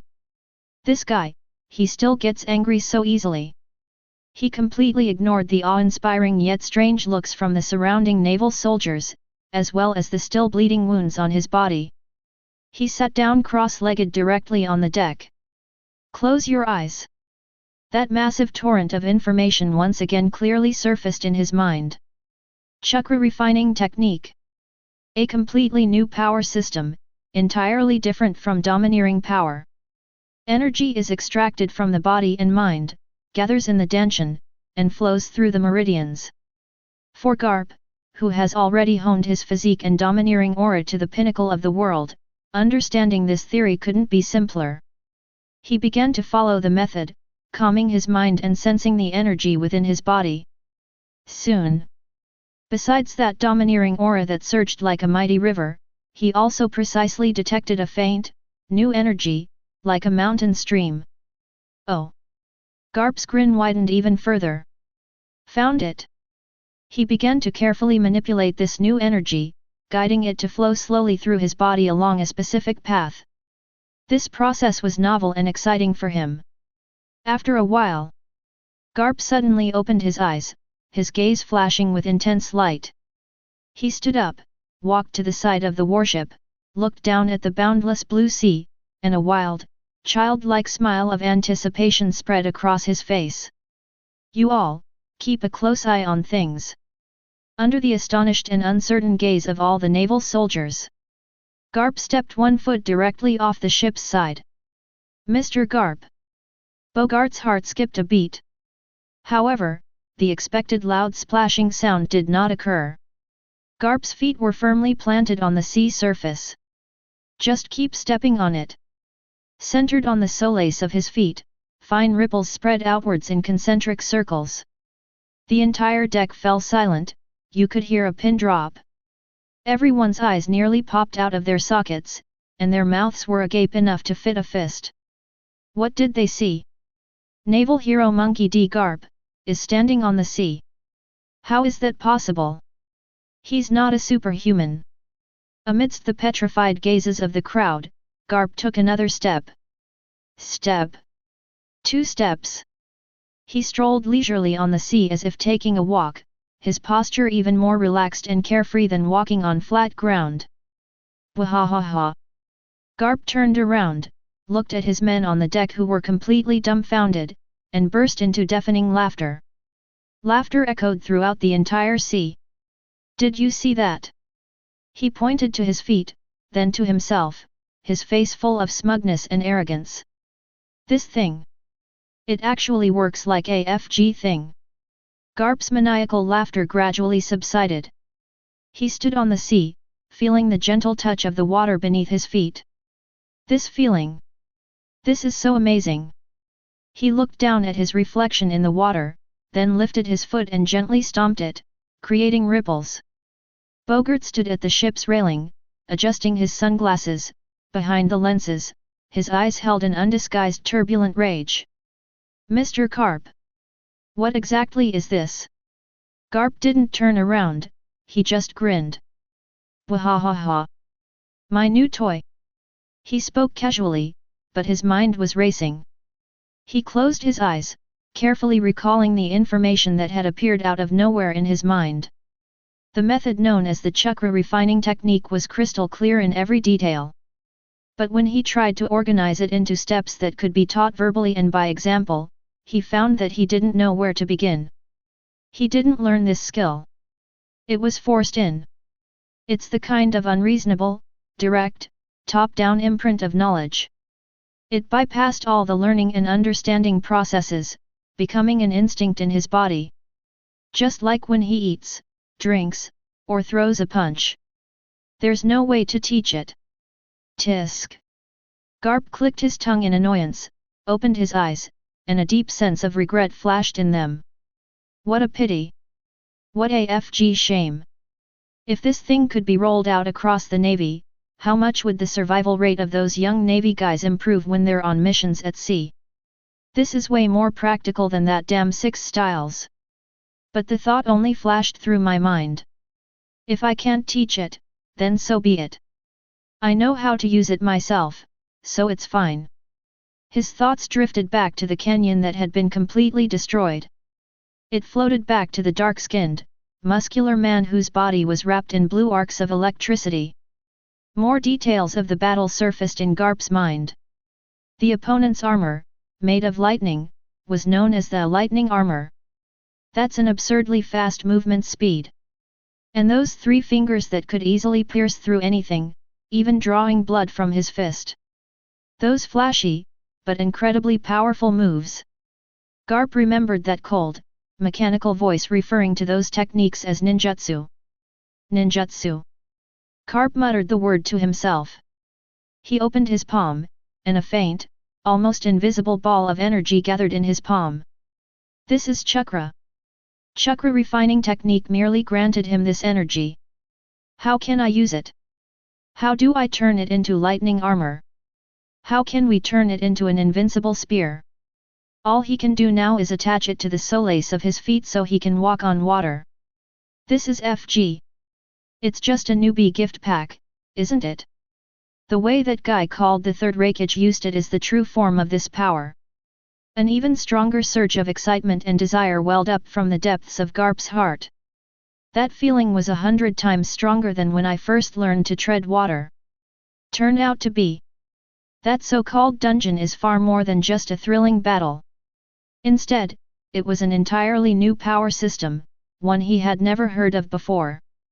Garp turned around abruptly, his gaze fixed intently on the direction of the Windmill Village that had already disappeared into the distance. That look in their eyes was no longer simply one of amusement and curiosity. Rather, it was the look in the eyes of a hungry wolf seeing a Manchu Han imperial feast. Since clearing the dungeon will drop the most basic chakra refining technique, does that mean? If you perform better, get a higher rating, or go and tackle a more difficult dungeon. That would reveal all of that dark-skinned hunky guy's other moves. He suddenly remembered the colorful time fragments he had seen before entering the dungeon. A blonde boy gathering blue energy spheres. A black armored man wielding a red lightsaber. A massive, green behemoth that's destroying the city. There was also a white-haired dog demon wielding a giant demon sword. Those ones. Are they all other dungeons? Behind each fragment lies a completely different world? A completely different, entirely new power system. Chapter 10. Marine Headquarters, Marine Ford. Marshal's Office. Sengoku gripped the Den Mushi's receiver tightly, veins bulging on the back of his hand. The Den Mushi, mimicking his expression, was almost deformed from his grip. Damn it! Garp, that BD! He growled through gritted teeth, his chest heaving violently, clearly extremely angry. A mysterious being who can freely travel to other worlds and sells fragments of time. An unprecedentedly powerful individual who could beat a monster like Garp until he was covered in blood. The impact of this information was even greater than when the 5 elders told him that the world government was going to dissolve. Thump. Thump. There was a knock on the office door. Come in. Sengoku took a deep breath, forcibly suppressing the turmoil in his heart, and restored the dignity of a marshal. The door was pushed open. A tall man with long, curly black hair, wearing a green eye mask and looking sleepy, lazily walked in. The highest combat force of the Navy headquarters. Admiral, Aokiji, Kyuzan. Oh my! Mr. Sengoku, why did you call me here so urgently? Has some troublesome great pirate appeared? Kyuzan yawned, looking as lazy as if he could lie down and fall asleep at any moment. 10,000 times more troublesome than the great pirates. The words of the Warring States period made Kyuzan stop yawning halfway through. He slowly raised his eyelids and looked at the Warring States period. Without wasting any words, Zhangguo tossed over a newly compiled top-secret document. See for yourself. This document has a security classification above S level. After you read it, you must keep it to yourself. Kyuzan lazily took the document, leaned back on the sofa, and slowly began to flip through it. In the office, only the faint rustling of turning pages remained. At the beginning, Kyuzan's expression remained unchanged, that eternally languid look. East Sea, Windmill Village? Has Mr. Garp gone back to visit relatives again? But the more he read, his brow furrowed slightly. Dungeon shop? Tickets cost 100 million. His eyes began to change. The strongest spear, the Third Raikage? Another world. When he saw the description of Garp being covered in blood, yet laughing maniacally as he learned to tread water, he was deeply moved. Kyuzan's languid demeanor had completely vanished. He sat up straight, and for the first time, his eyes, which were always half open, opened completely, filled with an unprecedented solemnity and horror. Mr. Zhangguo. He looked up at the man behind the desk. It says. Every single word is true. The words spoken during the Warring States period were resolute and decisive. Kyuzan's Adam's apple bobbed up and down. He knew Garp's strength better than anyone else. To push that man to that point, and even grant him newfound power. This document carries such weight that it could crush the world's order. So. Kyuzan closed the file, and the aura he exuded became sharper. What do you need me to do? I need you to go to the East Sea in person. Zhangguo's 10 fingers were crossed and placed on the table, his eyes sharp as knives. Go and meet this young man named Bai Ye. Do not act in your capacity as a naval admiral, and do not alert anyone. I need you to figure out who he really is, what he wants, and what his purpose is. Is he, friend or foe? Sengoku stood up, walked to the huge floor-to-ceiling window, and looked down over the entire marine fort. Kyuzan, you need to understand. The importance of this matter transcends pirates, the revolutionary army, and even the world government itself. What he possesses is enough to change everything in this world. Kyuzan stood up and placed the document on the table. I see. His signature languid expression returned to his face, but deep in his eyes, there was an unyielding seriousness. The East Sea, what an unexpected place. Perfect, I can ride my bike and go on vacation. The hustle and bustle of the port gradually faded away. The villagers who had come to watch the spectacle gradually dispersed in twos and threes. Bai Ye lay back down in his rocking chair, swaying leisurely in the salty sea breeze of the East Sea. Comfortable. This kind of life of just getting by and waiting to die suits me better. However, he hadn't even enjoyed his moment for a few minutes when two small, dark shadows loomed over his face. Bai Ye impatiently opened one eye. Ace and Luffy. Two little devils stood straight in front of him, one on his left and one on his right, completely blocking his way. They didn't fight or talk. She just stared at him with an unprecedented, frighteningly intense gaze. Their eyes looked like those of two wolf cubs who hadn't eaten for 3 days, seeing the most delicious piece of meat in the world. What? Bai Ye spoke lazily, not even bothering to lift his eyelids. Can't you see I'm busy photosynthesizing?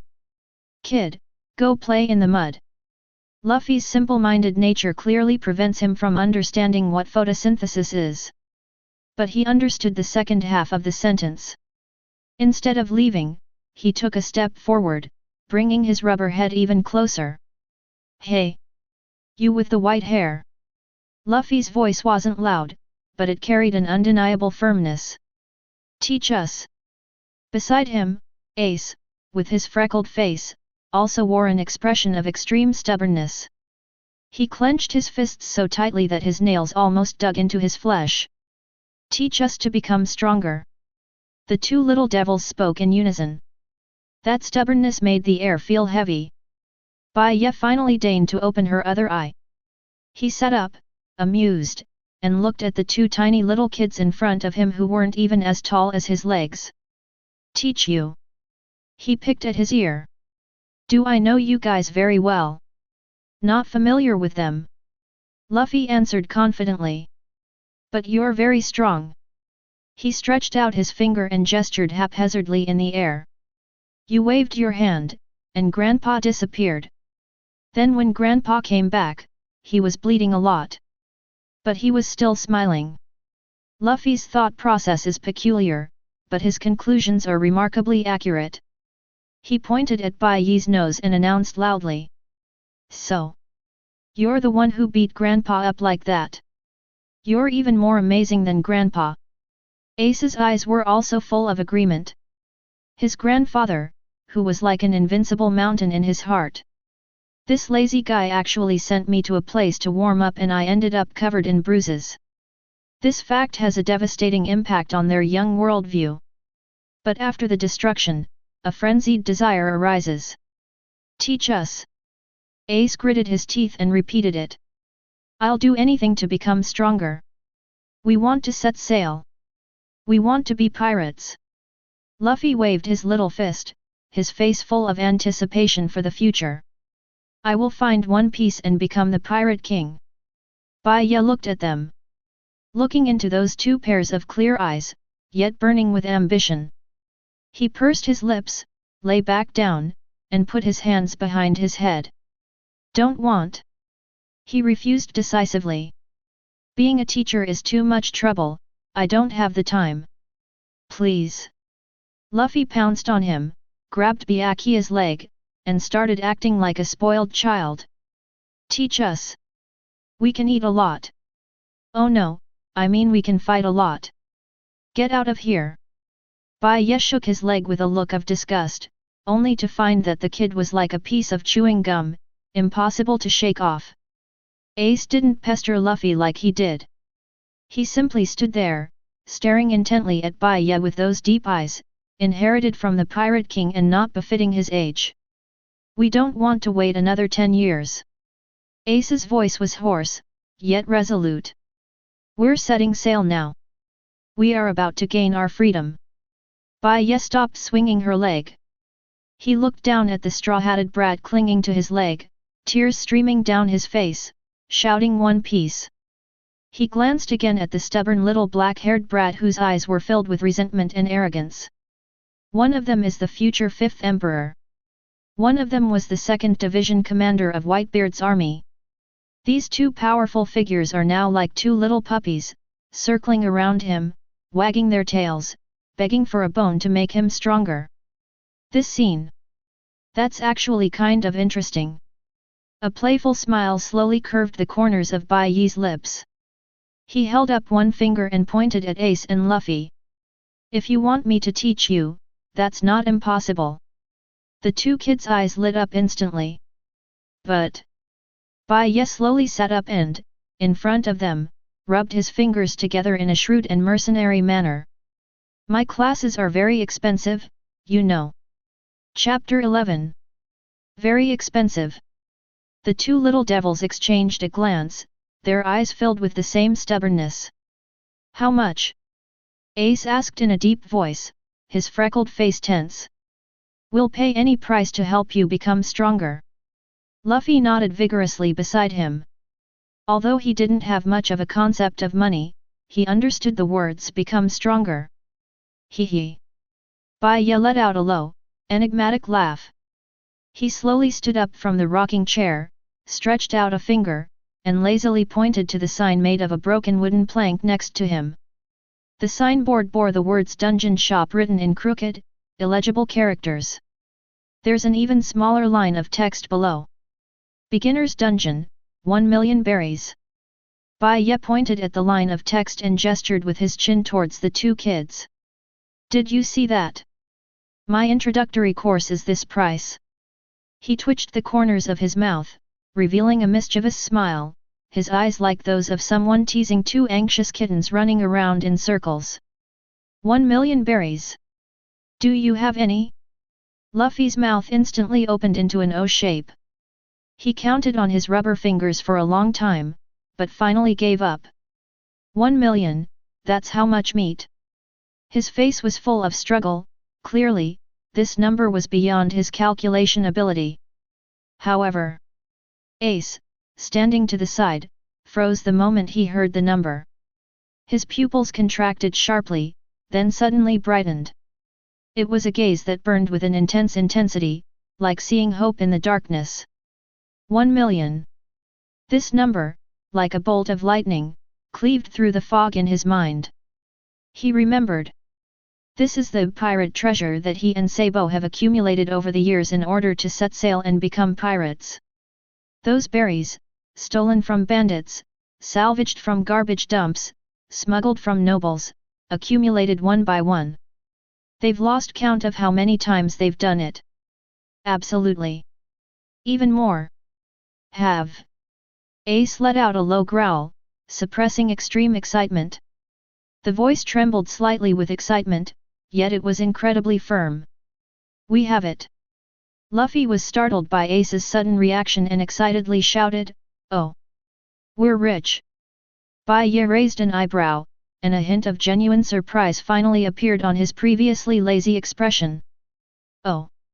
He really hadn't expected that these two little devils from the backwaters would actually be able to produce that much money. The money is in our secret base. Ace grabbed Bai Ye's trouser leg, as if afraid he would disappear at any moment. He tilted his head back, his dark eyes burning with a fierce flame, filled with an irresistible plea. Sabo! My brother!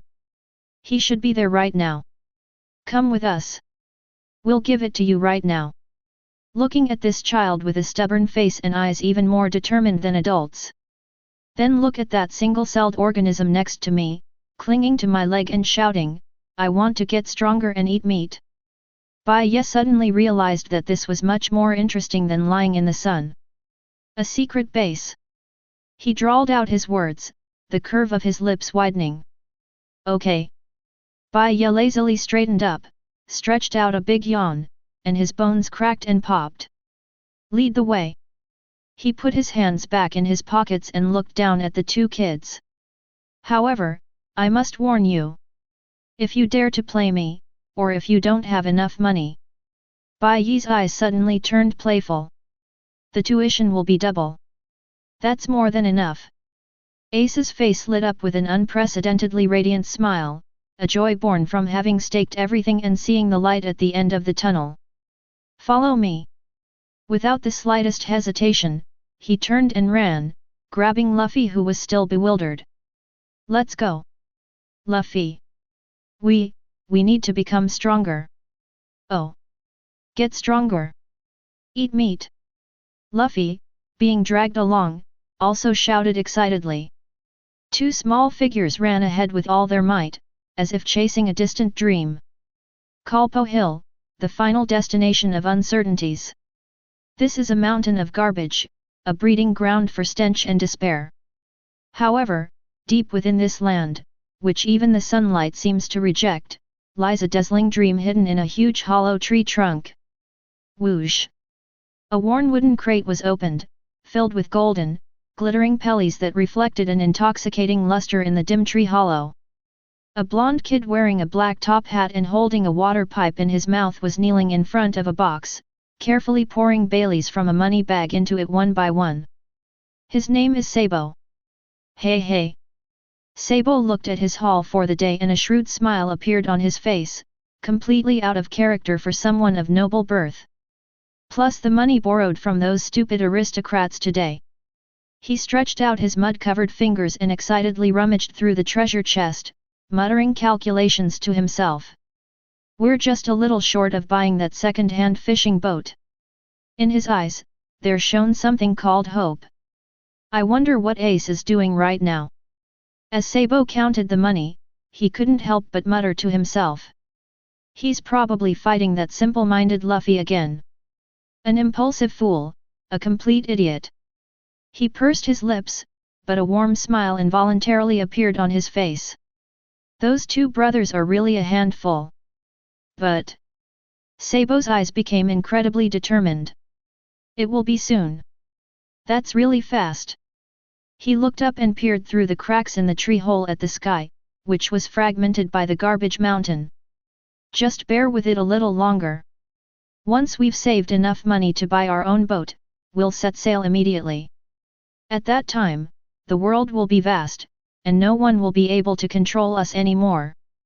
No annoying rules, no disgusting nobles, only the boundless sea and absolute freedom. Sabo clenched his fists tightly, his whole body trembling slightly with excessive excitement. Go to sea. Become a pirate. Freedom. This was a promise he and Ace made from the day they met, a promise that would last until death. Sabo was calculating rapidly in his mind. At most another month. Then we can become the freest pirates on this vast sea. By then, he will write down all their adventures and all the interesting things they've experienced in a book and spread it throughout the world. Just as Sabo was immersed in his beautiful fantasy of freedom, he was almost laughing out loud. A cold, emotionless male voice, the one he knew best and feared most in his life, drifted in eerily from outside the tree hollow. Sabo. Chapter 12. Boom. These two words were devoid of any fluctuation, any emotion. But this caused all the smiles on Sabo's face to freeze instantly. His blood ran cold at that moment. That voice. That nightmare he desperately wanted to escape. He turned his head sharply and looked outside through the crack in the tree hole. All that could be seen outside the tree hollow was a middle-aged man dressed in magnificent aristocratic attire, with a stern face and eyes filled with arrogance and indifference, stood there quietly. It was his father. Truck 3. Behind his father, rows of royal guards in armor, wielding long spears, had completely surrounded the small open space. Their cold armor reflected a chilling aura in the sunlight filtering through the trees. Every gaze was fixed on this small tree hole. A net stretching to the heavens and the earth. Sabo's heart sank to the bottom. The freedom he had just been fantasizing about, the dream that was within his grasp. In that instant, it was shattered by reality. You've had enough of this dirty game, haven't you? King Ataluk III spoke, his voice filled with utter disgust for the garbage mountain and for his son's behavior. Look at yourself now. His disgusted gaze swept over Sabo's tattered clothes, which were covered in mud. This is a disgrace to our family. Get out here right now. His tone wasn't one of discussion, but of command. Come home with me. Go home? Sabo's body trembled violently with rage. That place, filled with hypocrisy, stench, and suffocating rules. That's not home at all. That was a cage 10,000 times more stinking than this garbage mountain. I'm not going back. A suppressed growl escaped Sabo's throat, and for the first time, undisguised hatred surfaced in his clear eyes. I'd rather die than go back with you. Die. Ataluk III sneered, his smile filled with contempt. You? And your two brothers who are like stray dogs. His eyes turned cold. Don't force me to take action. Sabo, I'm saying this one last time. Get out here right now. The words had barely left his mouth. The guards behind him stepped forward in unison. Clang! The sound of spears being drawn, perfectly synchronized, pierced the tranquility of the forest. The cold, sharp blade was aimed at the helpless blonde kid inside the tree hollow. The way it looked, as if it was about to smash this little secret hideout, along with the disobedient child inside, to pieces in the next second. Sabo bit his lip until it bled. He held the treasure chest in front of him tightly. That was a ticket to freedom that he and Ace, and the two brothers, earned with their blood, sweat, and dignity. He will not allow anyone to take it away. I told you. Sabo grabbed the water pipe beside him and used it as a weapon, letting out the most defiant roar of his life with all his might. I'm not going back. Not going back. The cold smile on Ataluk III's face froze like ice. He wasn't even angered by Sabo's roar. It was a cat-like, absolute, condescending contempt, as if it were looking at a mouse. Do you think you have the right to say no? His voice was very soft. But it made the surrounding air feel heavy. I told you. I'd rather die here than go back to that disgusting cage with you. Sabo Tong, his eyes red, roared with all his might. His knuckles turned white from gripping the water pipe so tightly. However, Ataluk III merely raised his hand slightly. Yet, his cold gaze passed over Sabo and landed on the tattered wooden chest filled with treasure. For your trashy friends? And for your ridiculous pirate dream? A cruel smile curled at the corner of his lips. I heard you have two close brothers here. One named Ace. One is named Luffy. When those two names came out of his mouth, Sabo's pupils suddenly contracted. An unprecedented and extremely ominous premonition rose in his heart. What do you want to do? Sabo's voice was trembling. Ataluk III shrugged, looking completely innocent. I don't want to do anything. I was just thinking, what if the nobles of the kingdom of Goa were heartbroken because of the loss of their beloved son?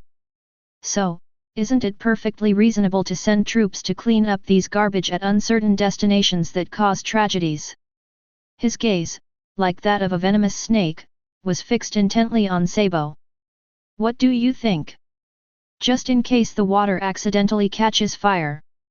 Or, perhaps two clueless little mice were mistaken for thugs by the guards and accidentally killed. That's such a shame. Boom. Every single word. All of this made Sabo's head buzz. The color drained from his face at a visible speed. Threatenin'. A blatant, undisguised threat. He knows. He knows it all too well. Given his father's power and ruthlessness, he is absolutely capable of doing such a thing. And no one will hold them accountable. Who cares about the life or death of two stray dogs in this garbage dump? Fear. A chilling fear gripped his heart. A fear 10,000 times stronger than facing death. UBD. Sabo's lips trembled, and he couldn't utter a complete sentence. He can die. He can give up his dream. But he couldn't imagine Ace and Luffy getting into trouble because of him. It seems you understood. Atruk III looked with satisfaction at his son's face, which was filled with despair. He knew he had won. He elegantly straightened his collar and issued his final ultimatum. Now, make your choice. It's your laughable, worthless freedom. Still those two stray dog brothers of yours, with their lowly fates. Dead silence. Sabo's body trembled violently. He looked at the box before him, the treasure that held the dreams of the three brothers. Then I remembered Ace's defiant face. I was reminded of Luffy's silly smile. Clatter. The water pipe he always carried slipped limply from his hand and fell to the ground. Two streams of hot tears flowed freely from his reddened eyes. He lost. They suffered a crushing defeat. Sabo slowly raised his head, his clear eyes filled with endless hatred and pain. With all his might, he forced out the words that filled him with utter despair, one by one, through gritted teeth. I'll go back with you. Chapter 13. That's right. Atruk III nodded in satisfaction, and the aristocratic, fake smile on his face became a little more genuine. Bloodline cannot be tainted. Sabo, our noble blood flows in your veins, you know right from wrong. He took 2 steps forward, but then stopped in disgust, as if afraid that the filthy ground would soil his shiny leather shoes. Come back with me, and I will personally teach you, correcting all the filthy habits you've picked up from those lowly people. I will make you a true, impeccable nobleman. Sabo stood frozen in place, like a puppet whose soul had been taken away. Hearing his father's condescending tone, the light in his eyes was completely extinguished. Just then. Sabo. We're here. Ace's excited and energetic voice suddenly came from outside the forest. That voice. Sabo's body trembled violently, and he froze completely. What an idiot! That hopeless idiot! Why did it have to happen at this time of year? He just traded his freedom for their safety. Sabo's face drained of color. He turned his head sharply, and for the first time, his bloodshot eyes held an undisguised pleading look as he gazed at his father. That look was saying, no. Don't touch them. Please. Atruk III caught the fear and pleading in his son's eyes. The curve of his lips deepened, a nauseating elegance born of absolute control. He didn't speak aloud, but silently mouthed a few words to Sabo. As long as you obey. I won't bother arguing with 2 stray dogs. Boom. This silent promise drove Sabo to despair more than any vicious curse. He understood. He understood completely. He must sever this relationship himself. Just then. Outside the woods, Ace and Luffy were already running excitedly towards them, followed by the carefree white-haired youth. Sabo. Ace ran to the tree hollow and immediately saw the group of royal guards who had completely surrounded the place, as well as the richly dressed man whose temperament was completely out of place here. His brows immediately furrowed. Hey! Sabo! Who are these people? Are they your enemies? Oh! Fight! Fight! Luffy waved his fists, his face full of excitement. However, in response, was a gaze from Sabo that was colder than ever before, an icy demeanor.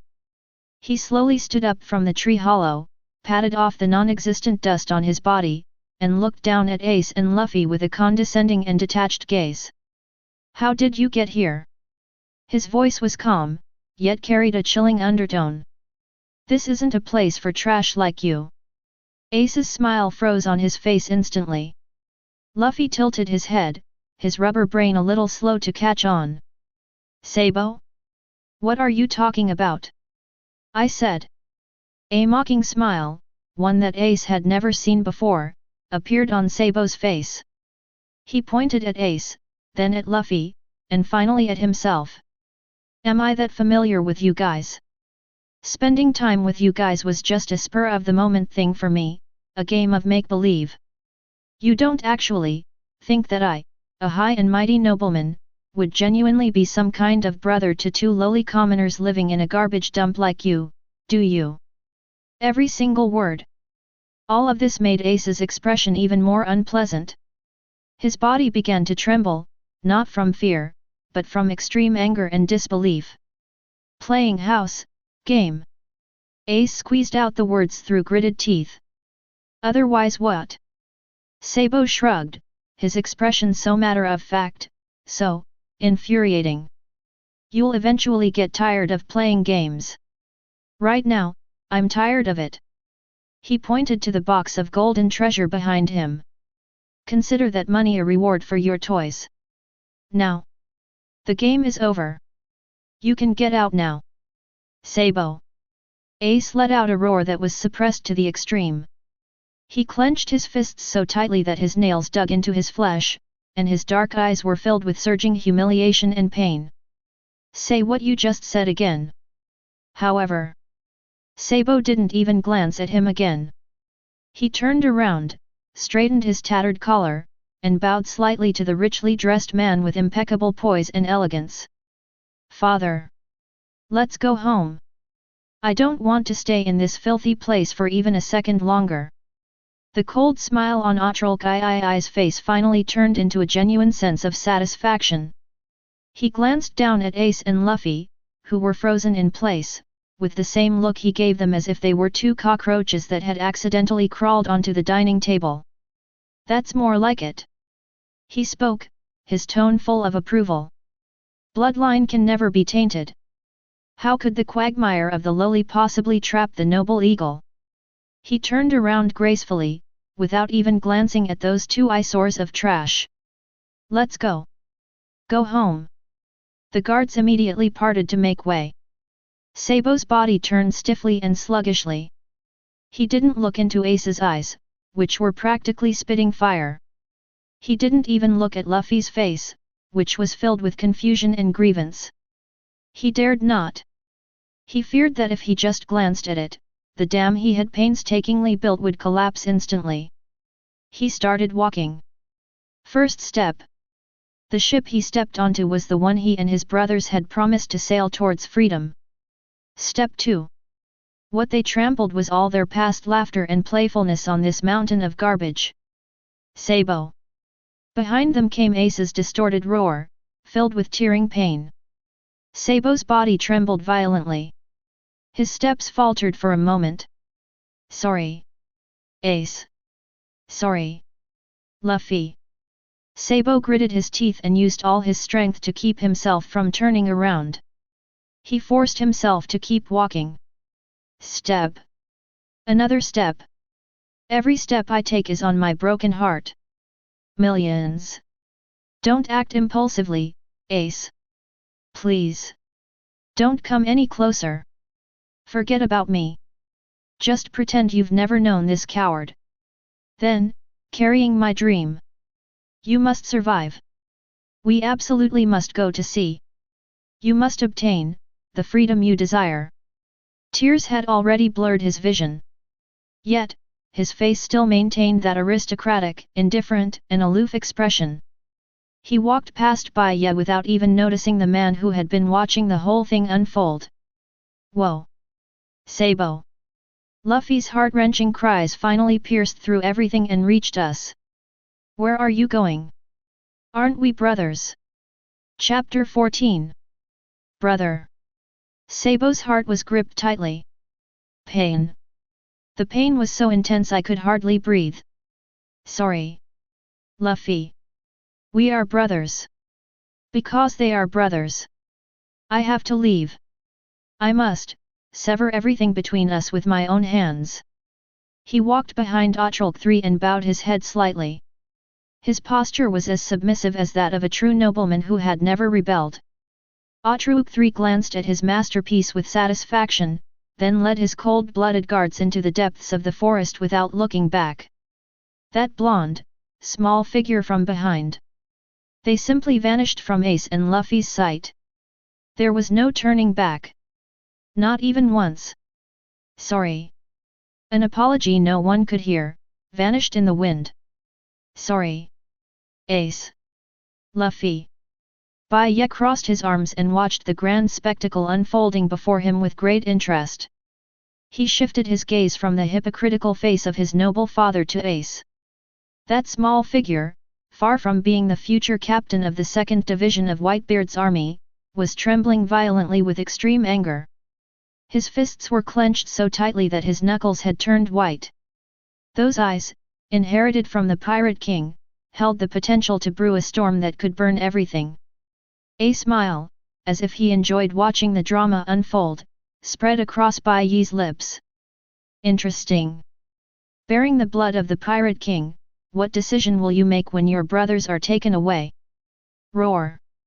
A roar, unlike anything inhuman, burst forth from Ace's throat, sounding more like that of a wild beast.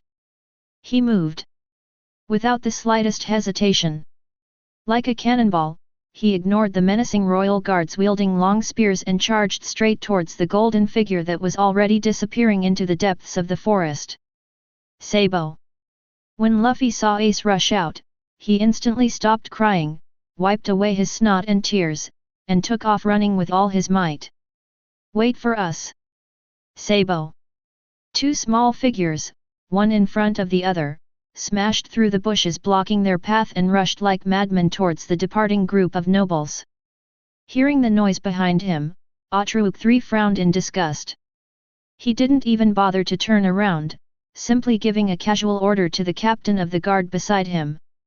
Get rid of those two flies. However, before the guards could make a move, Ace and Luffy, one on each side, like two crazed wolf cubs, stood firmly in front of Sabo. I don't believe it. Ace spread his arms wide, his bloodshot eyes fixed on Sabo, each word seemingly squeezed out from between his teeth. I don't believe a single word you say. Yes. Luffy, mimicking Ace, stood on the other side, tears still welling in his eyes, but his voice was incredibly loud. We're brothers. We remember everything you said. Sabo's body froze. He looked at the two idiots blocking his way.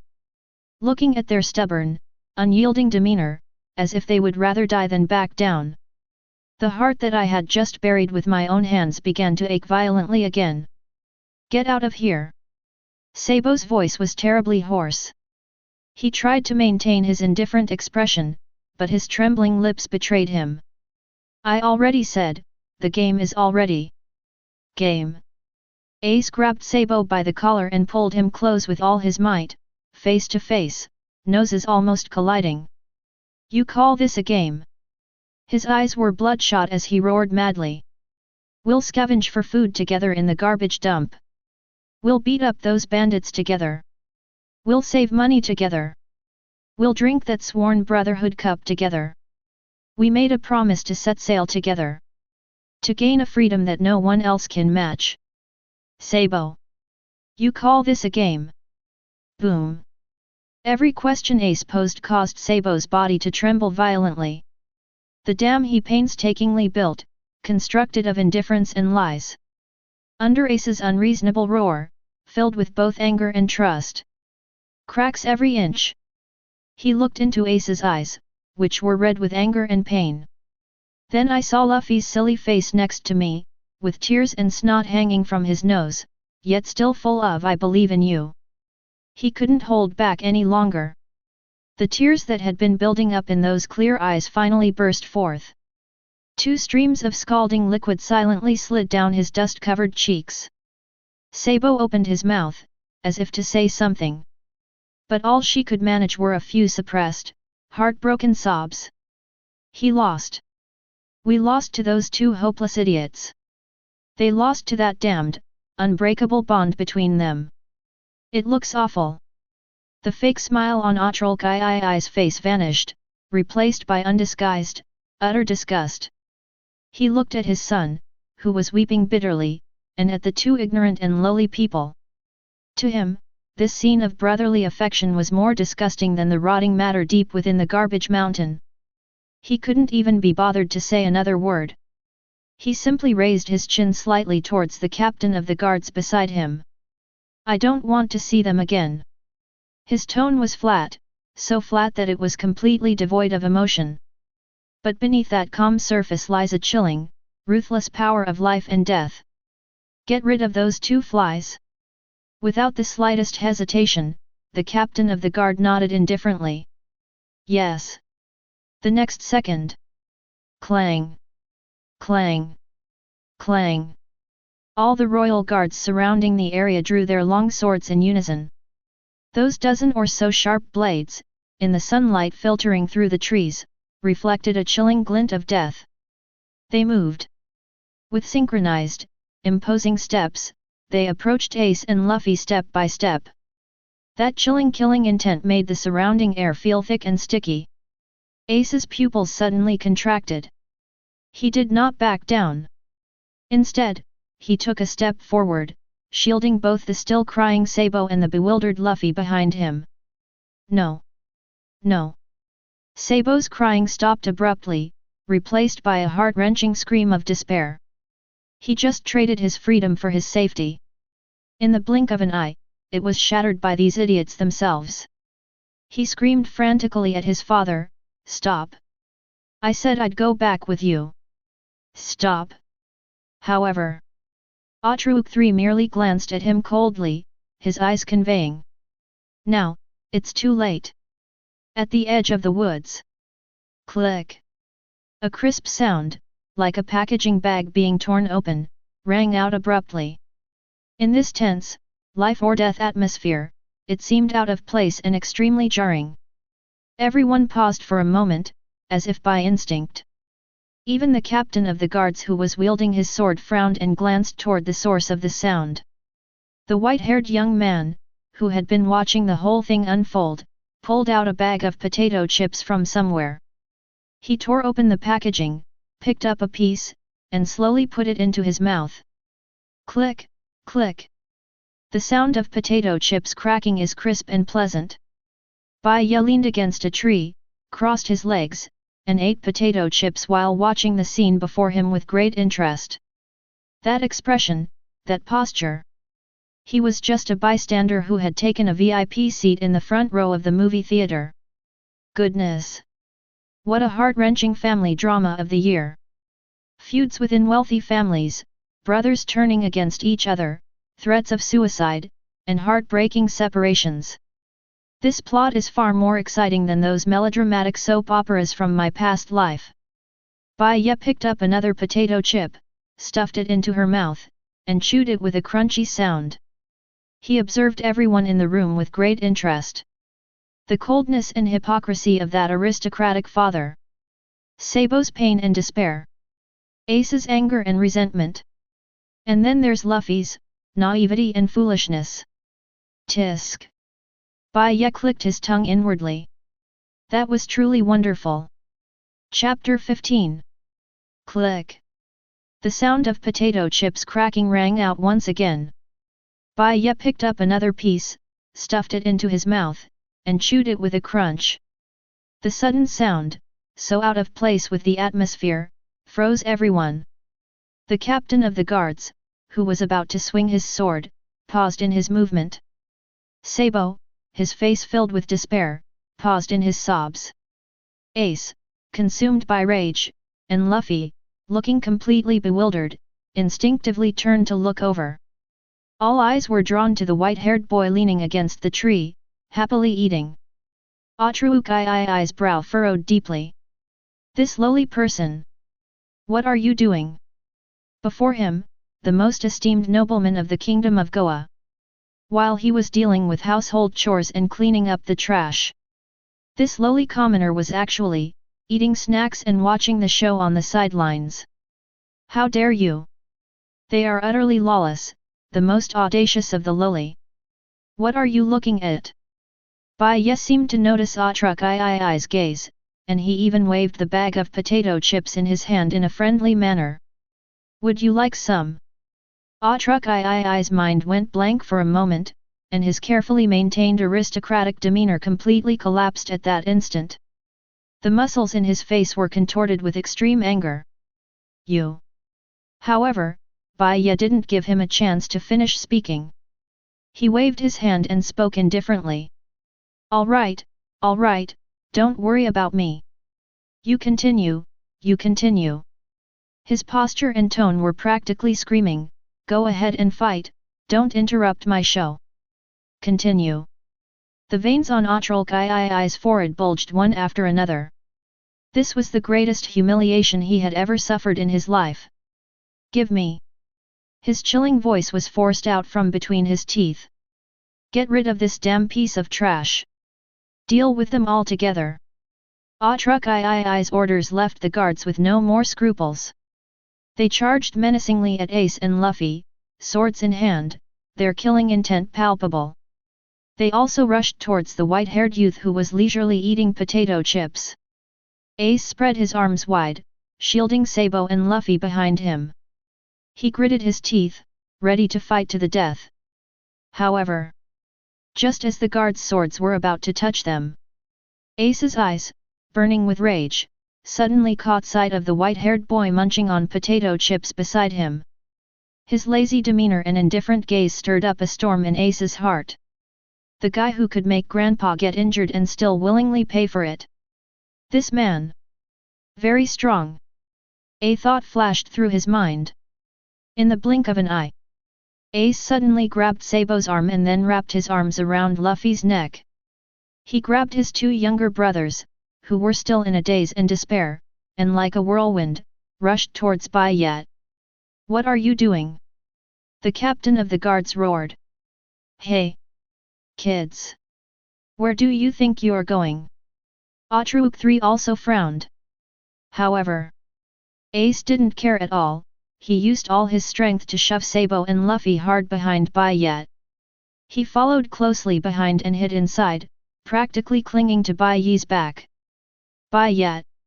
He stopped chewing on the potato chips. He turned his head and looked at Luffy, who was clinging tightly to his leg, and at Sabo, who was hiding behind Luffy with a blank expression. Then he looked at Ace, who was